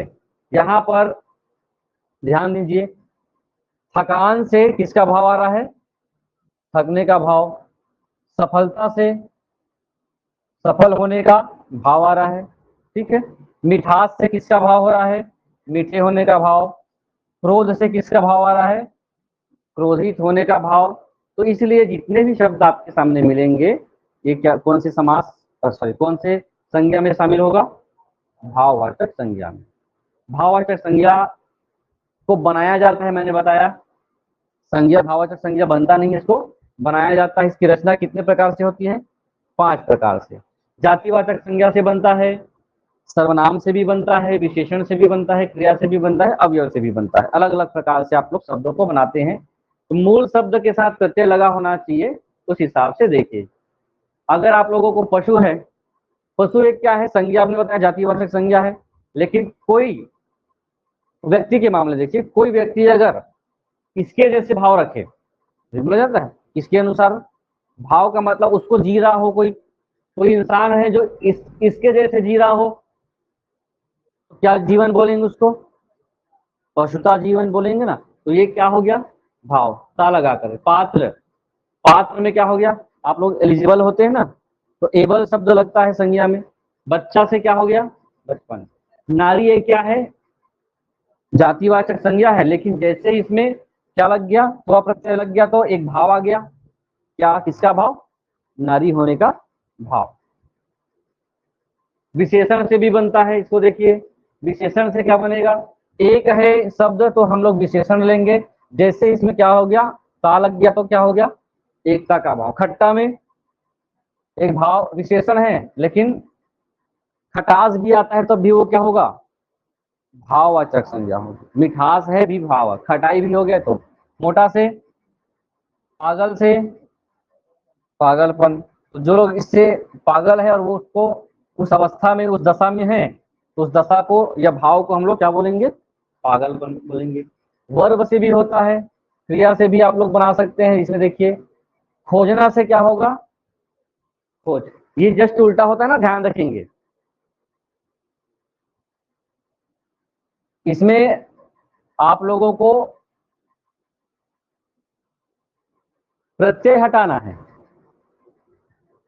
क्रिया को कैसे समझेंगे? क्रिया एक ऐसा शब्द है जो खुद प्रत्यय लगकर बना होता है ना। वर्ब क्या है? वर्ब को बनाने के लिए हम लोग प्रत्यय लगाते हैं। इसमें धातु रूप में, संस्कृत में आता है धातु रूप। यहाँ पे खोज धातु है, पीठ धातु है ना, क्या है? बुल धातु है, कुछ धातु है। इसमें हम लोग ने ना प्रत्यय लगाया, तो उस कार्य को होना बताया जा रहा है। खोज से खोजना का कार्य, पीठ से पीटने का काम। अगर हम क्या करें, इसको भाववाचक संज्ञा बनाना हो, तो इस ना को हटा करके अपने हिसाब से भाववाचक संज्ञा बनाने के लिए प्रत्यय लगाएंगे। जो ये प्रत्यय लगा होता है उसको हटा करके अपने हिसाब से क्या लगाएंगे? वैसा भाव होना चाहिए। पीटने से पिटाई, पीटना क्रिया हो गया, लेकिन पिटाई एक क्या है? भाववाचक संज्ञा हो जाएगी। बुलाना एक क्रिया है, लेकिन बुलावा क्या हो जाएगा? भाववाचक संज्ञा। कूदना क्या है? एक क्रिया है, लेकिन कूदना, खुद स्पेशली क्या हो गया? भाव। जैसे क्रोधी आया था ना, क्रोध, क्रोधता का क्रोधी। संज्ञा से संज्ञा बनता है, काम से कामिनी का भाव। कमाई से कमाऊं, चाचा से चचेरा, देश से देशी। ये किससे? संज्ञा से क्या बनेगा? ये विशेषण बनता है, और विशेषण के बाद वो कहाँ जाता है? भाववाचक संज्ञा में जाता है। सर्वनाम से क्या होगा? अपना से अपनापन, मम से ममता, सर्व से सर्वस्व, आप से आपा।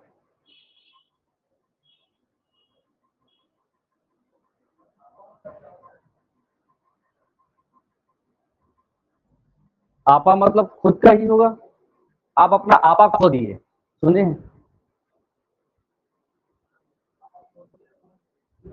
ये आपका मतलब अपने आप वाली बात है ना। आप मतलब तुम वाली बात नहीं है।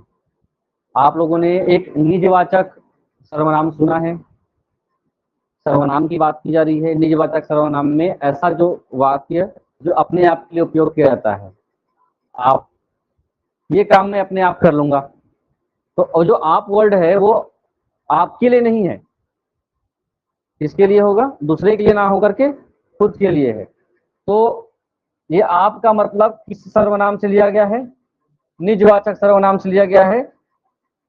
आप अपना ही आपा खोएंगे ना, आपका दिमाग खराब होगा तो दूसरा एक्टिव हो जाएगा, ऐसा तो नहीं होगा। सुंदर का बताइए, सुंदर एक विशेषण शब्द है, इसका आप लोगों को भाववाचक संज्ञा बताना है।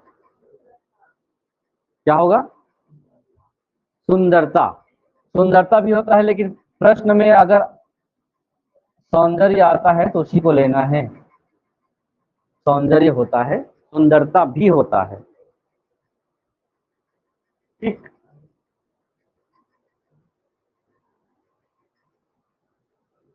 क्रिया के विशेषण से मंद से क्या होगा भाववाचक, दूर से दूरी, तीव्र से तीव्रता, शीघ्र से शीघ्रता।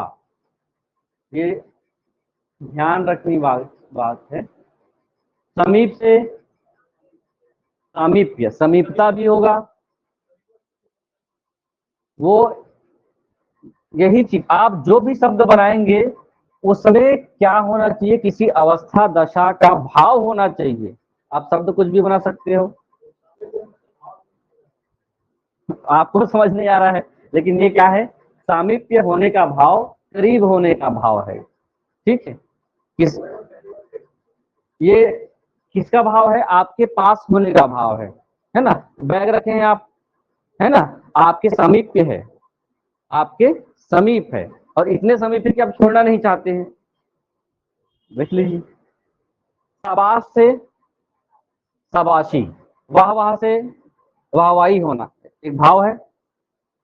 धिक से धिक्कार होना। चलिए यहां तक हम लोग रुकते हैं, मैथ्स बनाते हैं। अगला जो होगा बता दें क्या, 2 मिनट में हो जाएगा ये, ठीक। द्रववाचक संज्ञा को देख लीजिए। द्रव का मतलब होगा, साइंस वाले हैं सभी लोग, अधिकतर आप लोगों ने बचपन में ही पढ़ा होगा डिफरेंस बिटवीन किसके किसके बीच, पता है ना सबको ना, कोई परेशानी तो नहीं है इंजीनियर साहब। द्रव और द्रव्य में अंतर बताना है। हम तो संज्ञा पढ़ेंगे ना, वो ये वाला पढ़ेंगे, बाद वाला। हाँ है? कौन से द्रव्य मतलब वस्तु, सेकेंड वाला। ये इसका मतलब सरल वाला, इसका मतलब ठोस वाला। इसी का मतलब होता है, द्रव्य का मतलब होता है सरल। द्रव मतलब होता है लिक्विड, ठीक। और ये द्रव्य का मतलब होता है कोई भी पदार्थ। तो संज्ञा को कभी पदार्थवाचक संज्ञा भी कहा जाता है और द्रव्यवाचक संज्ञा भी कहा जाता है, तो इसी कारण से ध्यान रखना है।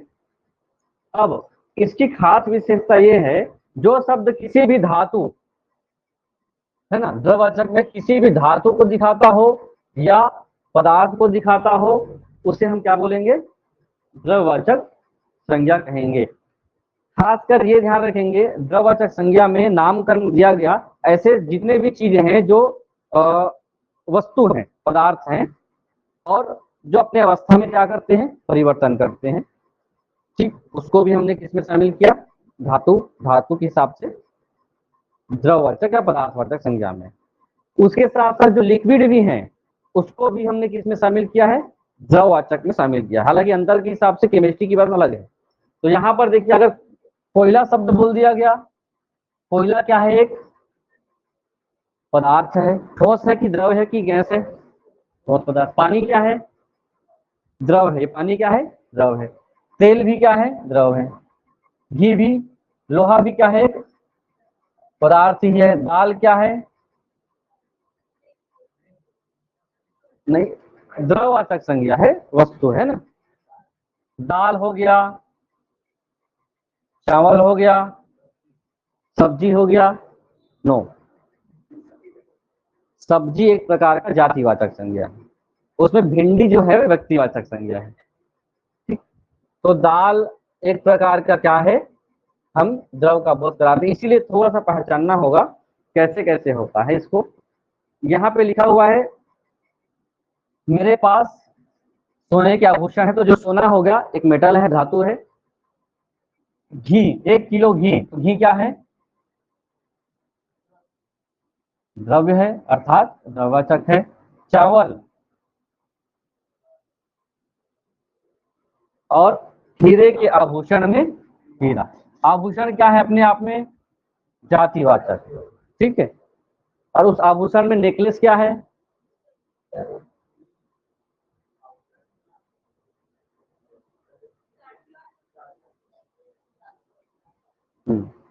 आभूषण में फिर जो आभूषण के स्पेशली जो नाम है वो व्यक्तिवाचक।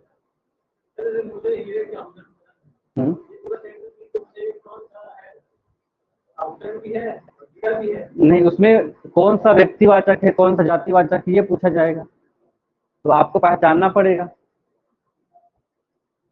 वो खत्म हो गया। जितने भी चीजें आएंगी वो ऐसे चीजें जो लिक्विड फॉर्म में होते हैं, तरल फॉर्म में होंगे, वो वही समूहवाचक इसमें आएगा, जातिवाचक क्या बोलते हैं, पदार्थवाचक या द्रव्यवाचक में। और जितने भी धातु हैं, सोना चांदी लोहा सब चीज धातु है तो उसमें आएंगे। समूहवाचक में हमने बहुत सारे ऐसी चीजों का भी नामकरण किया है जो किसमें रहते हैं, समूह में रहते हैं, और अलग अलग समूह को अलग अलग नाम हमने दिया है ना। क्या दिया है, अलग अलग नाम हमने दिया है। आप लोगों ने ये सुना होगा गांव क्षेत्र में,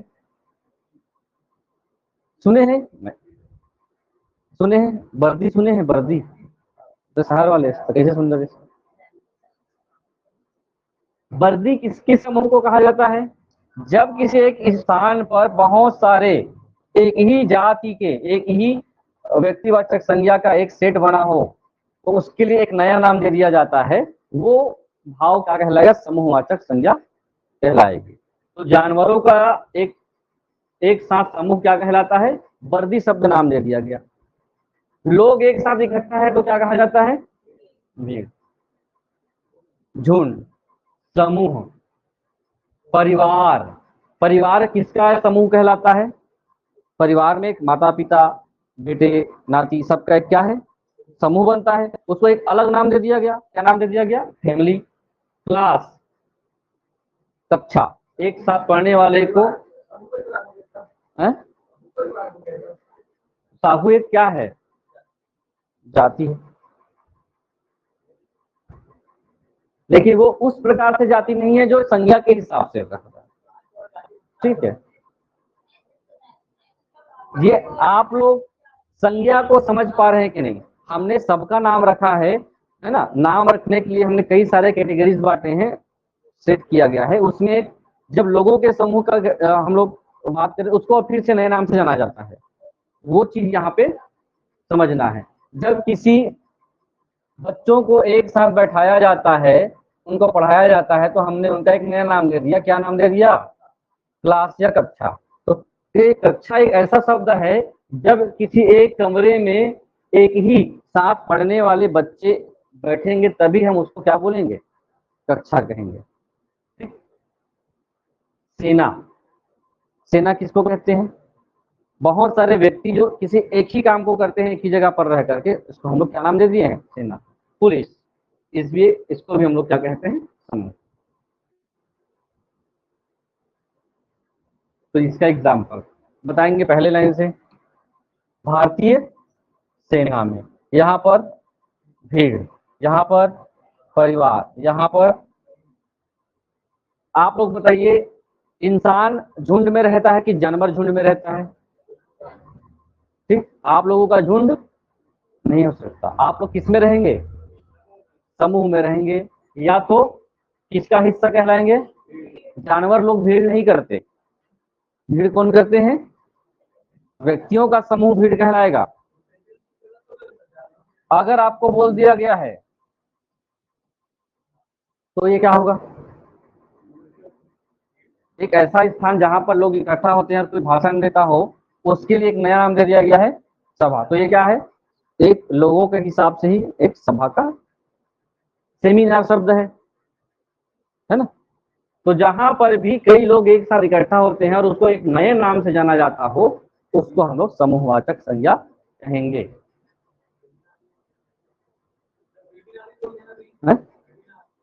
तो वेबिनार ऐसा ऐसा मीटिंग या ऐसे लोगों का समूह जो वर्चुअल जुड़ते हैं, वेब के माध्यम से जुड़ते हैं, उसको वेबिनार कहा जाता है। जो कनेक्शन किससे होगा? सब लोग ऑनलाइन जुड़ते हैं, एक मीटिंग रखा गया जिसमें एक बोलने वाला होगा और बाकी लोग सुनने वाले या पार्टिसिपेट भी करते हैं, और उनका जुड़ना किस प्रकार से? वर्चुअल है। और वर्चुअल किसको कहते हैं? भौतिक रूप से उस जगह पर उपलब्ध ना होना। सब अपने अपने घर में लाइव जुड़ रहे हैं, है ना। अधिकतर हम लोग वेबिनार का हिस्सा बनते रहते हैं।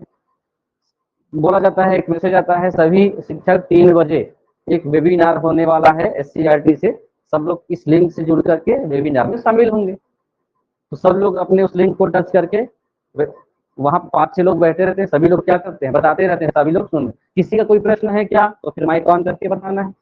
वो क्या कहलाएगा? सेमिनार में भौतिक रूप से आप जुड़ते हो, वेबिनार में वेब के माध्यम से जुड़ते हो, वो वेबिनार। तो ये हो गया आपका नाउन। ठीक, यह संज्ञा। कुछ है क्या?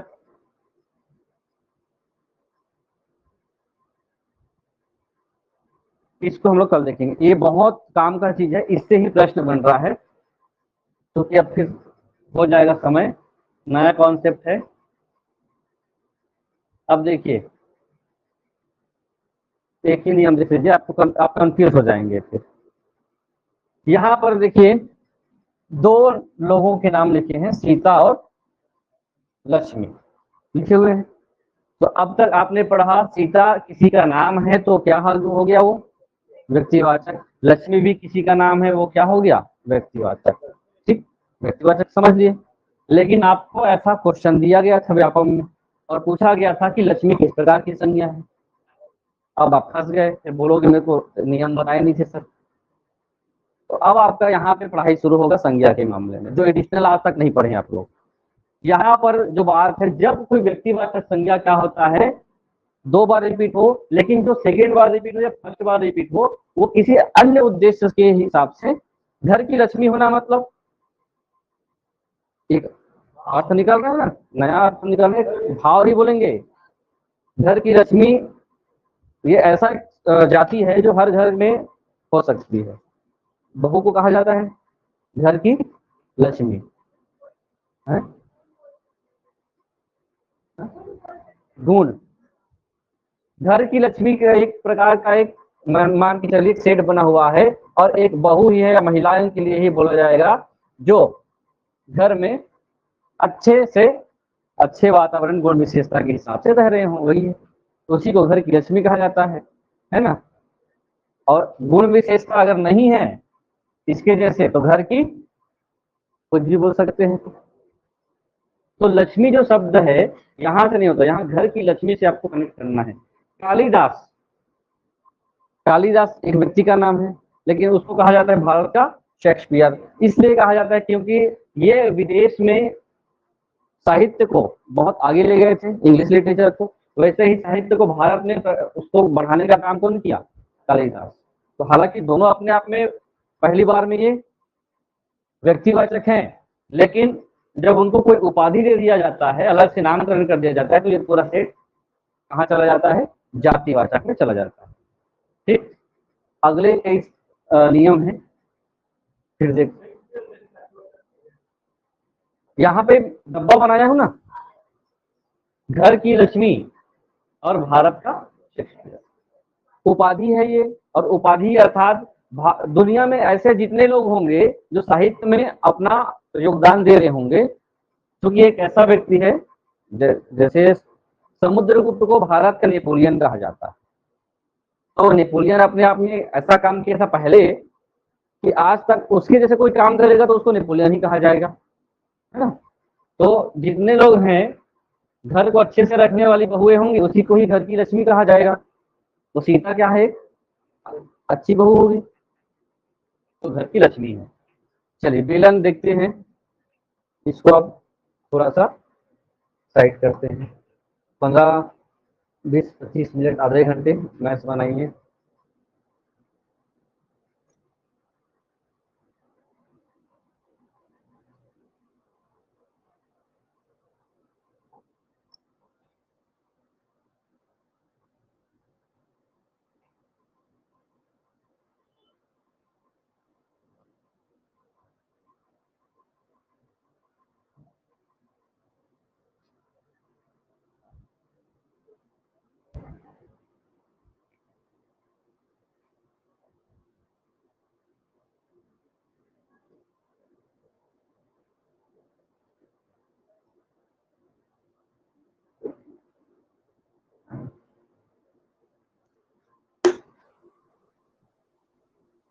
मौखिक रूप से बताएंगे जल्दी से।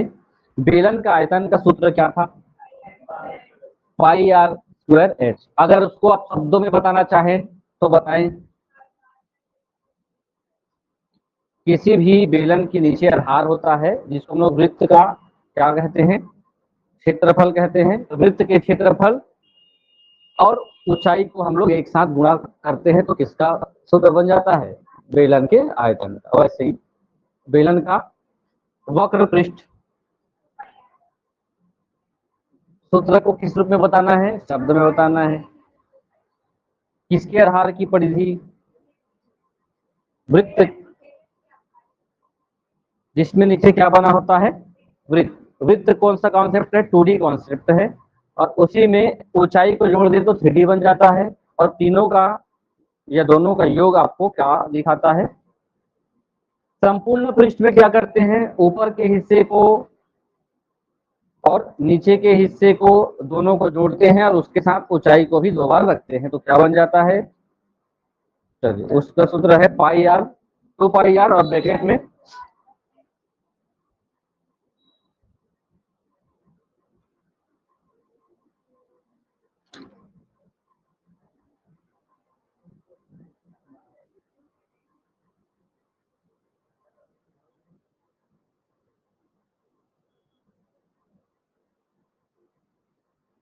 कल कितने प्रश्न लिखे थे, लास्ट मैथ्स क्लास में।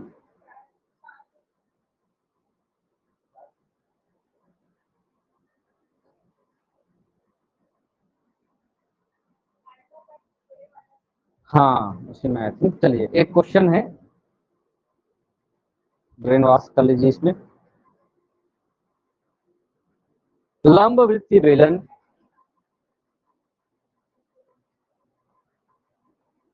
लंब वृत्तीय बेलन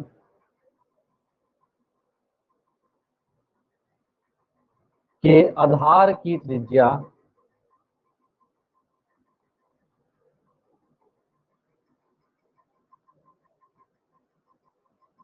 सात सेंटीमीटर तथा ऊंचाई 10 सेंटीमीटर है, तो वक्र पृष्ठ का क्षेत्रफल होगा।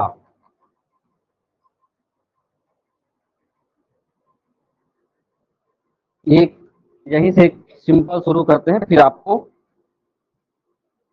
सरप्राइज प्रश्न मिलेगा।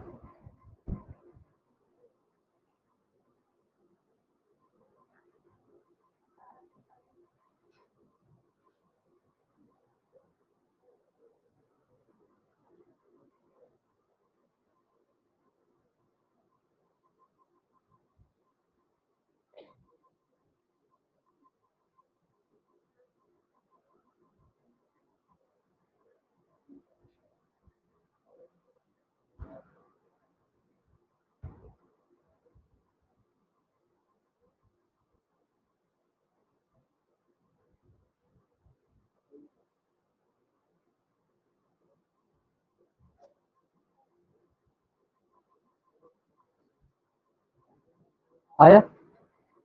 एक्चुअली प्रश्न में इसमें मीटर था और आंसर सेंटीमीटर में था, है ना, लेकिन आपके लिए सरल कर दिया गया है। तो ध्यान रखेंगे, जो इकाई दी रहती है उस पर बिल्कुल ध्यान देंगे।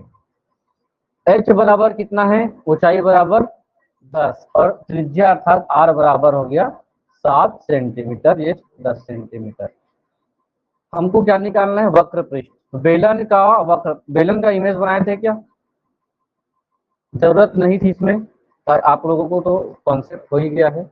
बेलन का वक्र पृष्ठ 2 पाई r, उसके साथ किसका गुना, x का गुना, 2 गुना 22/7, r का मान 7, ऊंचाई का मान 10। तो यहाँ से 2 7 कैंसल हो चुके हैं, फिर हो गया 22 गुना 44 और 10 440। मान किस में आएगा, वर्ग सेंटीमीटर की घन सेंटीमीटर, वर्ग सेंटीमीटर। जब भी क्षेत्रफल निकालेंगे वर्ग सेंटीमीटर। चलिए अब शुरू करते हैं आज का प्रश्न।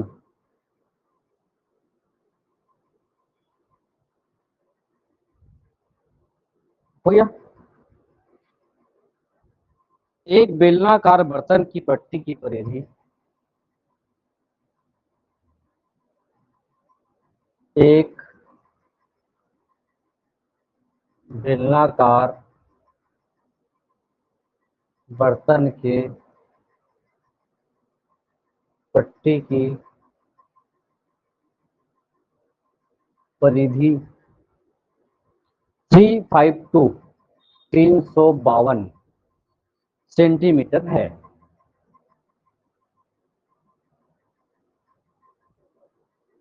और इसकी ऊंचाई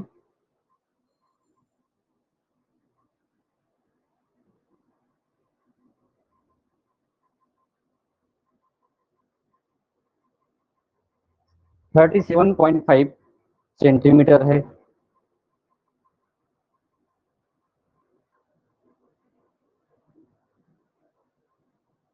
बर्तन की क्षमता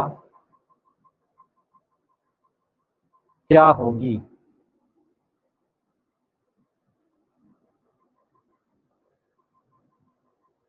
लीटर में। और यहाँ पर एक हिंट है, पाई बराबर 22/7, मतलब जब भी पाई आएगा उसकी जगह पे 22/7 का उपयोग करना होगा।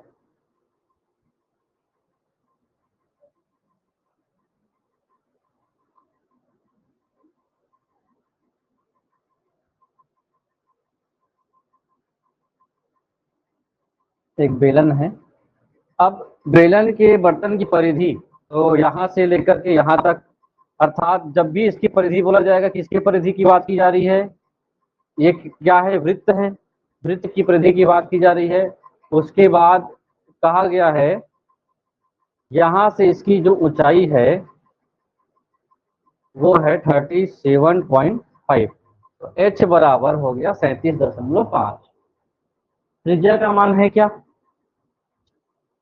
और आपको निकालना है बर्तन की क्षमता। तो क्षमता का ही मतलब है कि इसमें कितना पानी आएगा और उस पानी को किस यूनिट में निकालना है, लीटर में। ठीक, तो देखेंगे, एक बार कोशिश करिए बनाने का।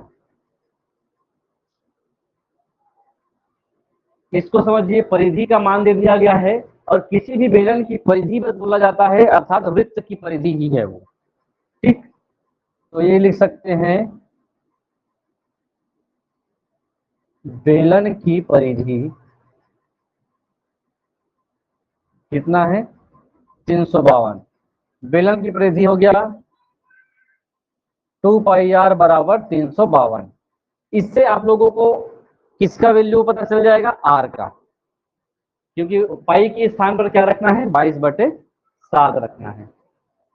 तो 2 इंटू 22/7 इंटू r, फिर हो गया 352। निश्चित रूप से 22 के पहाड़े में 352 कट सकता होगा, कटेगा। देखिए 22 के पहाड़े में आएगा क्या, नहीं आ रहा है, आ जाएगा ना 100,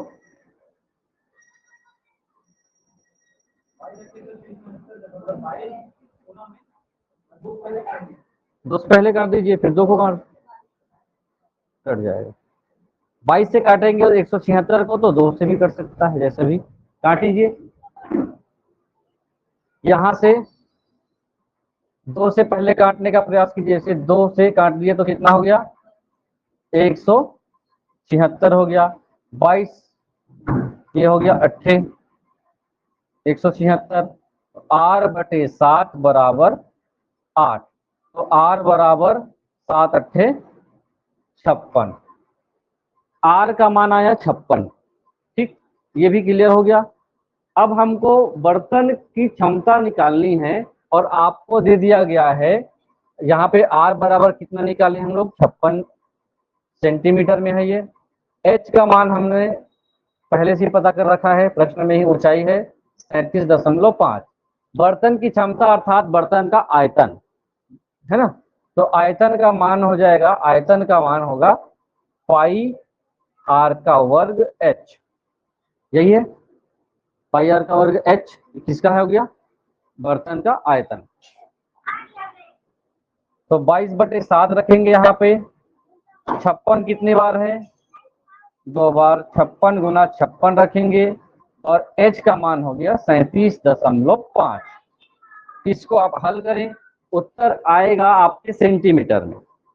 ठीक, लेकिन उत्तर किस में लाना है लीटर में, तो लीटर को सेंटीमीटर, सेंटीमीटर को लीटर में कन्वर्ट करने के आपके पास पता होना चाहिए। आपको सहायक शिक्षक या वर्ग 3 में मात्रक या मापन का एक टॉपिक है मैथ्स में, उसमें कन्वर्ट करने का पूरा रूल्स पढ़ना है आप लोगों को।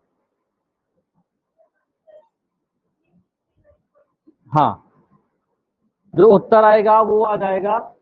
इसको काटेंगे क्या,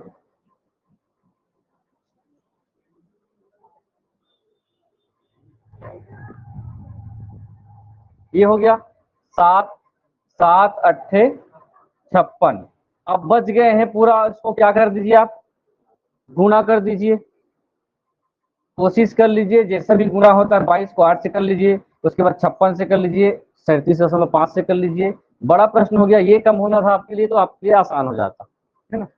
तो हो गया 369 और क्या है कितने बार जीरो है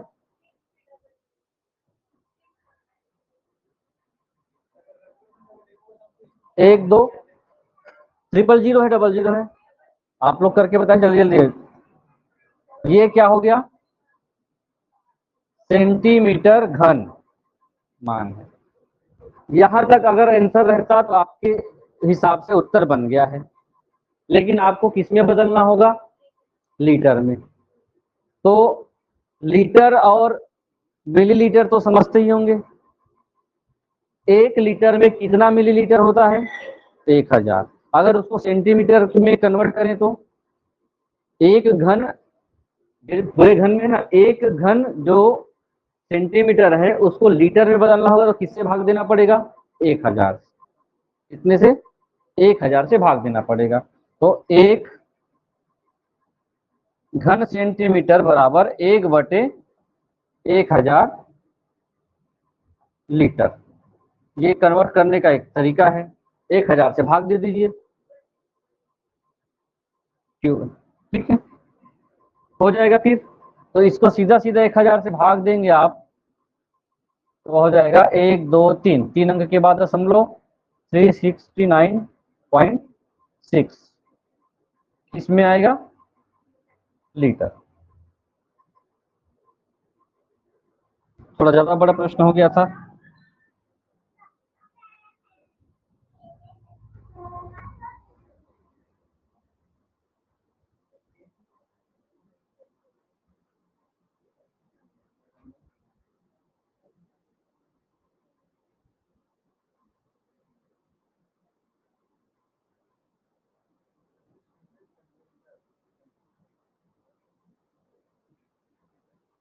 आगे बढ़े, नहीं समझ में आएगा तो एक बार थोड़ा सा समझ, काम आपको केवल आयतन निकालना था, गहराई से समझे तो आपको ज्यादा कुछ करना नहीं था। आर का मान निकालना है, ये निकालना है।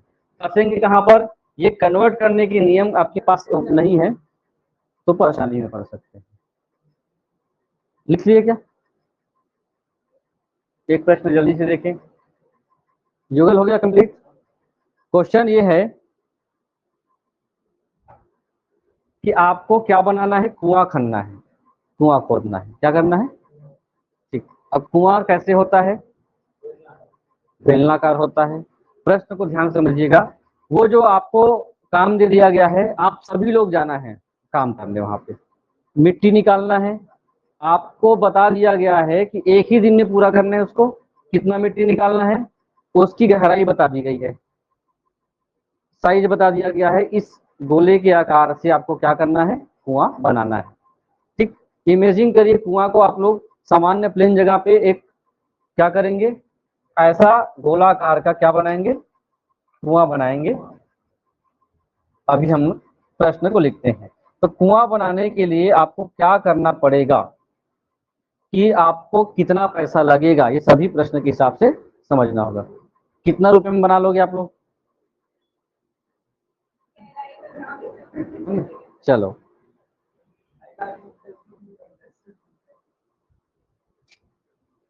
लिखेंगे 14 मीटर गहरे। 14 बोला क्या, 14 मीटर गहरे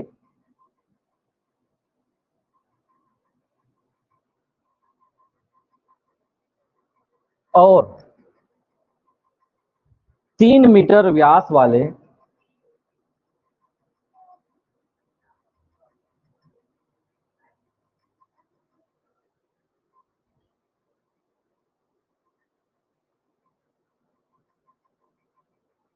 कुएं को खोदने के लिए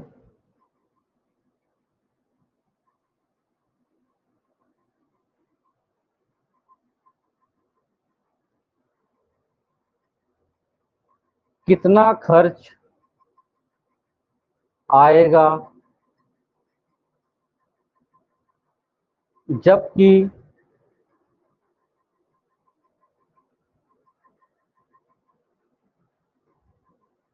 इसकी दर 15 रुपया प्रति घन मीटर है। 1 घन मीटर आप गहराई करते हैं तो आपको कितना रुपया मिलेगा, 15 रुपए मिलेंगे। तो आप बहुत सिंपल एक लाइन से समझिए। अब मैंने एक बेलन बना देता हूं एक, ताकि आपको कुआं खनने में आसानी होगा। ऐसा एक कुआं बनाना है। ठीक, यहाँ से आप लोग, यहाँ से यहाँ तक की दूरी, मतलब यहाँ से डिस्टेंस कितना है, व्यास बोला गया है, व्यास कितना है, 3/3 मीटर। तो त्रिज्या क्या हो जाएगी, व्यास की आधी होती है त्रिज्या, तो r बराबर हो जाएगा 3/2। गहराई कितनी है, h बराबर 14 सेंटीमीटर मीटर है ना।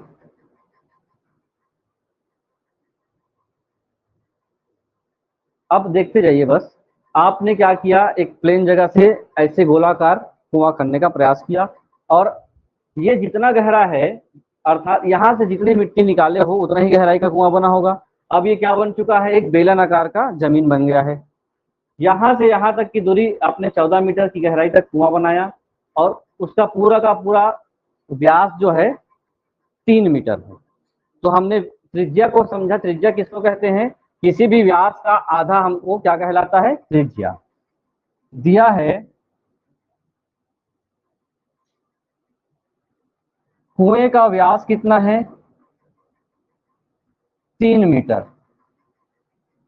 तो त्रिज्या कितनी हो जाएगी, तो त्रिज्या हो जाएगी इसका आधा, 3 का आधा। आप या फिर 3/2 लिख सकते हैं, या फिर 1.5 लिख सकते हैं। ये कोशिश करिए कभी भी बेलन के मामले में जहां पर पाई का मान होता है, वहां पर आप क्या करें, किसी भी हिस्से को बटे में ही रखें और सॉल्व करें, तो आपके लिए सुविधा हो सकती है। 3/2 लिख सकते हैं। कितने गहरा है वो, 14 मीटर। तो गहराई का मतलब ही उसकी ऊंचाई है। गहराई या ऊंचाई जिसको हम लोग किससे दिखाते हैं, h से। तो h का मान हो गया 14 मीटर।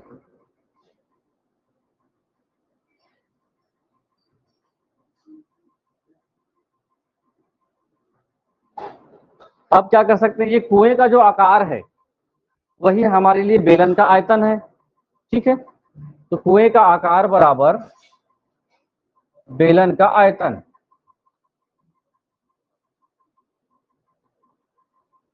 कितने एरिया को हमने क्या किया है, काम किया है। तो यहां पर देखिए बेलन का आयतन क्या मतलब क्या होता है, पाई आर का वर्ग एच होता है, पाई आर का वर्ग एच। पाई का मान कितना, 22/7। आर के लिए हमने किसको रखा है, त्रिज्या आर बराबर 3/2। जब वर्ग है तो कितने बार लिख देंगे इसको, 2 बार लिख दो। ऊंचाई हमने मान लिया है 14। क्या नीचे और ऊपर कहीं जिस कटने की संभावनाएं हैं जी, 7 का पहाड़ा पढ़े तो 14 क्या हो सकता है, कट सकता है। 7 एकम 7, 7 दूनी 14। ये 2 और 22 कर सकते हैं कितने बार में, 11 बार में। 2 के बाद अब कोई संभावना नहीं है ऊपर के हिस्से को कटने का, ये 2 और 2 काट दिए। बच गया क्या, अब नीचे में कोई अंक नहीं है। 11 तिया 33, 33 तिया 99, 99 घन मीटर आकार का आपने क्या बनाया है, कुआं बनाया है। प्रश्न में ये कहा गया था आपको 1 घन मीटर बनाने के लिए कितना रुपया दिया जाएगा, 15 रुपया। तो आप सभी लोग ने काम किया है तो आपके हिसाब से मेहनताना कितना मिलेगा आप लोगों को, जो 99 है उसमें किसका गुणा कर देंगे, 1 प्रति घन मीटर बराबर कितने रुपया, 15 रुपए।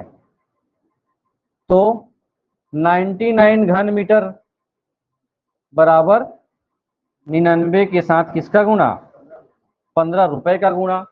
जो आएगा वो क्या हो जाएगा, कितने रुपए का मान दे देना चाहिए आप लोगों को, 1485 रुपए नगद प्राप्त किया। ठीक, आप लोगों को ये मिलेगा सभी लोग। अब बांट लीजिए कितना कितना पड़ेगा आप लोग।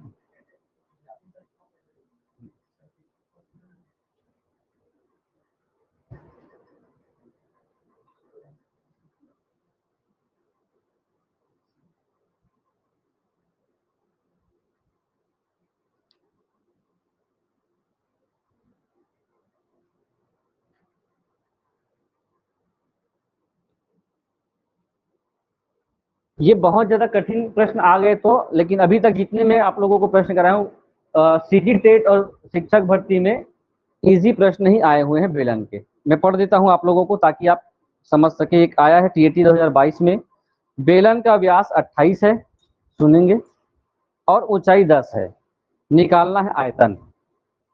बस इसीलिए मैं अभी से आप लोगों को ये चीज करा रहा हूँ ताकि जब आप रिविजन मैथ चलेगा उसमें आप लोग क्या होंगे, याद करके ही आप लोग बैठेंगे, है ना। अभी आप लोगों को वो त्रिभुज की परिभाषाएं पूरी याद होंगी, मुझे उम्मीद है ना।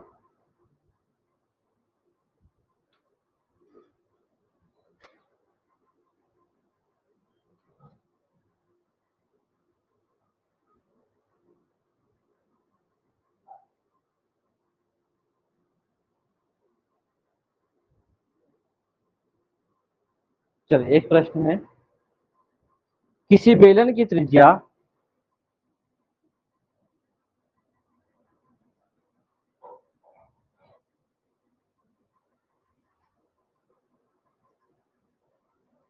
किसी बेलन की त्रिज्या यदि दोगुनी कर दी गई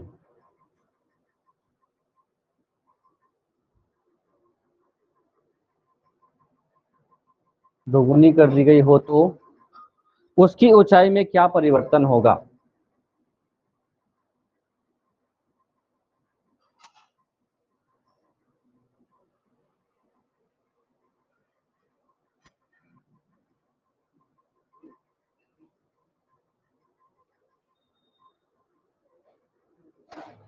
यदि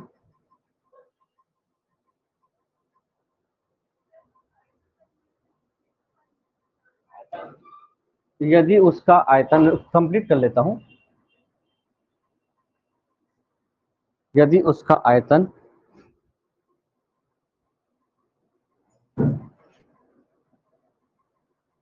अपरिवर्तित रहे,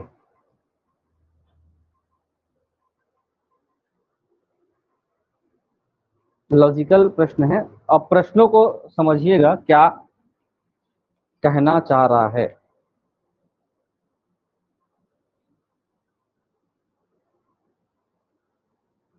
जितना सरल हो सके इसको बनाने का प्रयास कीजिए।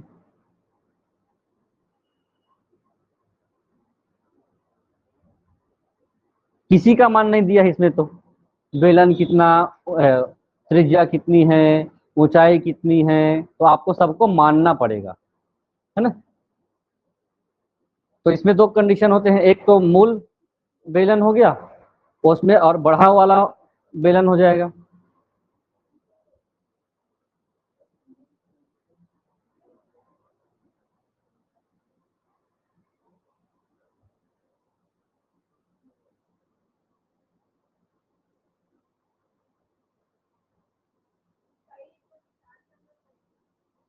हम्म? हाँ,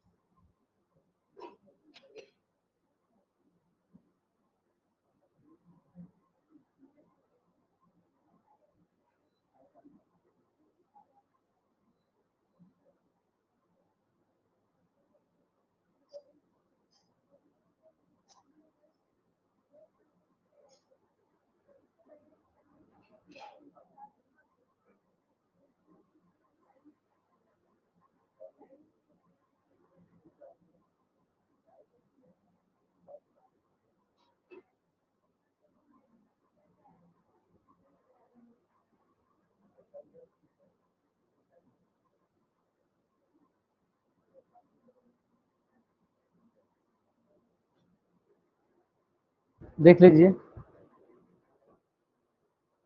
उधर देखिए, कोशिश करते हैं आसान भाषा में आप समझे।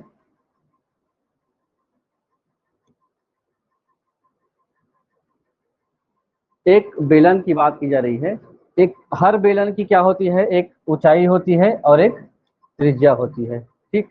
इसकी त्रिज्या हम लोग मान लेते हैं, एक बेलन है, एक त्रिज्या है, और यदि किसी बेलन की त्रिज्या को दोगुनी कर दी गई तो फिर से दूसरा बेलन बना दिया जाए। बेलन की त्रिज्या को हमने माना, पहले ही बेलन है ये, और दूसरा बेलन ये हो गया, मान लेते हैं ये, मान लेते हैं ये पहला बेलन है जिसकी त्रिज्या हमने माना R1, ठीक। इस त्रिज्या को हमने क्या कर दिया, बढ़ाया, तो ये थोड़ा सा बड़ा हो गया। तो अगर इसको हमने क्या किया, दो गुना कर दिया, ये R2 है, दूसरे बेलन की त्रिज्या, बढ़ा वाला त्रिज्या। जब ऐसे हमने किया तो प्रश्न बोलता है, जब हमने इसकी त्रिज्या को बढ़ाया तो इसके ऊंचाई, ऊंचाई इसका हम लोग मान लेते हैं h1, और इसकी ऊंचाई हम लोग मान लेते हैं h2।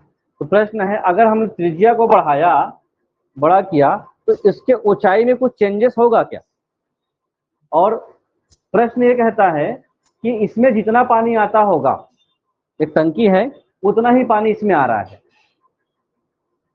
आयतन में कोई बदलाव नहीं है। मान लो इस टंकी में 20 लीटर पानी हम लोग भर के रखे हुए हैं, तो हमने कम कम त्रिज्या वाला क्या रखा, टंकी रखा। अब त्रिज्या को क्या कर दिया हमने, बड़ा टंकी रखा। इसमें भी पैक भरते हैं तो कितना आएगा, 20 लीटर ही पानी आएगा। तो ये बात है कि उसका जो आयतन है वो हम लोग नहीं बदल रहे हैं, तो निश्चित रूप से ये जो होगा क्या होगा, छोटा होगा ना। समझ रहे हैं बात को। अब ऊंचाई कम होगा, हालांकि चित्र बराबर बन गया है, ऊंचाई क्या होगा, कम होगा। तो यही है कि ऊंचाई कितना कम या ज्यादा होगा ये आपको बताना है, यही प्रश्न है। इसको डबल कर दिया जाएगा, तो बताते जाएंगे। पहले माना पहले बेलन, माना पहले बेलन की त्रिज्या क्या हो गया, R1, और ऊंचाई क्या हो गया, H1, तथा दूसरे बेलन की त्रिज्या मान लेते हैं R2, उसकी ऊंचाई मान लेते हैं H2।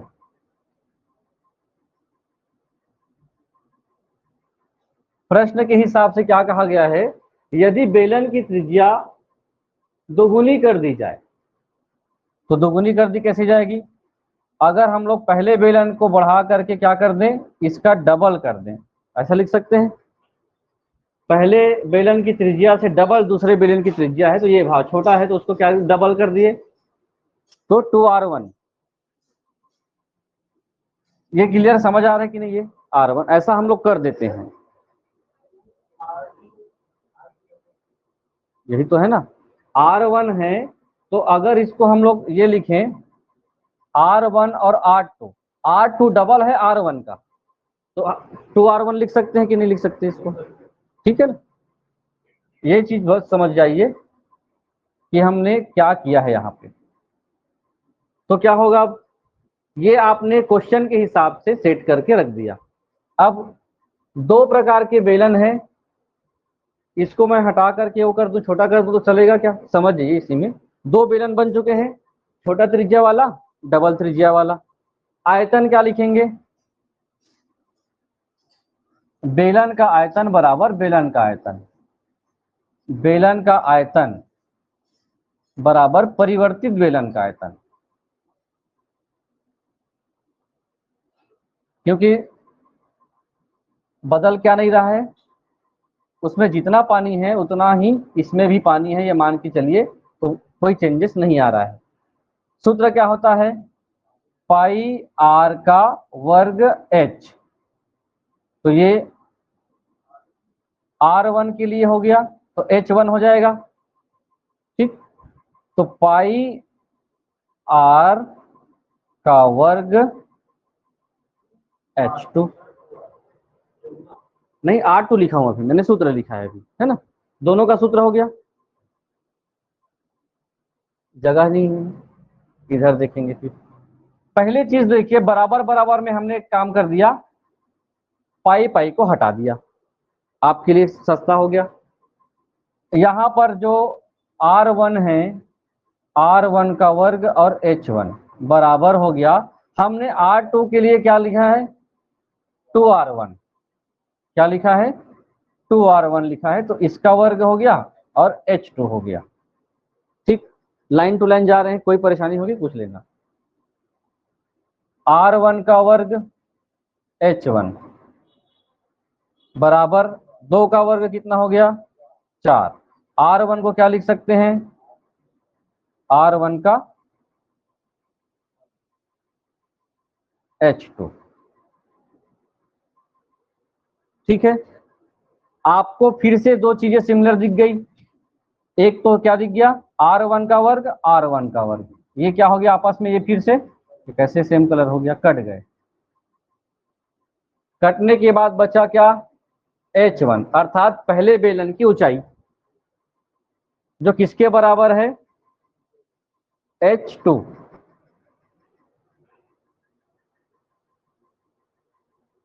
4 गुना है। इसको फिर से अगर कन्वर्ट करें, किसके बारे में पूछा जा रहा है, तो आप क्या लिख सकते हो, H2 बराबर क्या हो जाएगा, ये बताइए। इसको बताइए,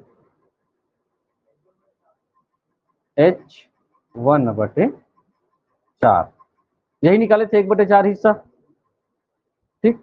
जो H2 है, मतलब दूसरा बेलन है, क्या हो जाएगा, छोटा हो जाएगा और इसका चौथा हिस्सा बन जाएगा।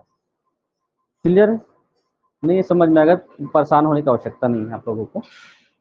ये बेलन क्या बन जाएगा, ऐसा लंबा चौड़ा बन जाएगा और ऐसा बन जाएगा, इस प्रकार से,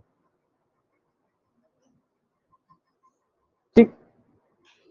ये बन जाएगा, जस्ट डबल हो जाएगा त्रिज्या, और ये उसका चौथा हिस्सा बन जाएगा जितना वो लंबा चौड़ा है। ये चित्र बन गया था, तो क्योंकि जैसा इमेज बन जाता है ना वैसा छवि छप जाता है दिमाग में, इसलिए ना जब भी आप लोग बनाते हैं सही सही बना लीजिए।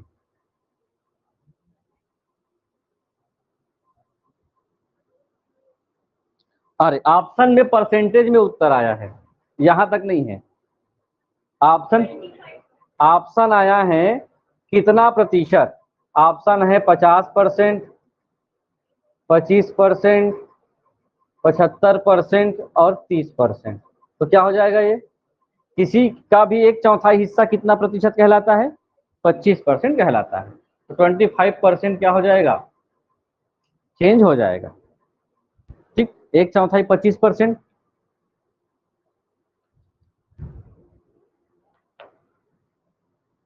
ठीक है, कल फिर नए टॉपिक के साथ। हाँ, आप लोग बताएंगे मैथ्स को रोक करके साइंस पढ़ना है, साइंस पढ़ेंगे, नहीं पढ़ना है। मैथ्स में बहुत सारे टॉपिक बचे हुए हैं, तो आप लोग ग्रुप में डाल दीजिएगा किस विषय को पढ़ना है, जिसकी ज़्यादा वेटेज रहेगा वही विषय पढ़ा जाएगा। अब मैथ्स ही पढ़ना है तो मैथ्स के टॉपिक भी हैं बहुत सारे। अब सिलेबस नहीं, इस कारण से मैं मैथ्स पढ़ा रहा हूँ, मैथ्स तो सेट है वो आएगा ही।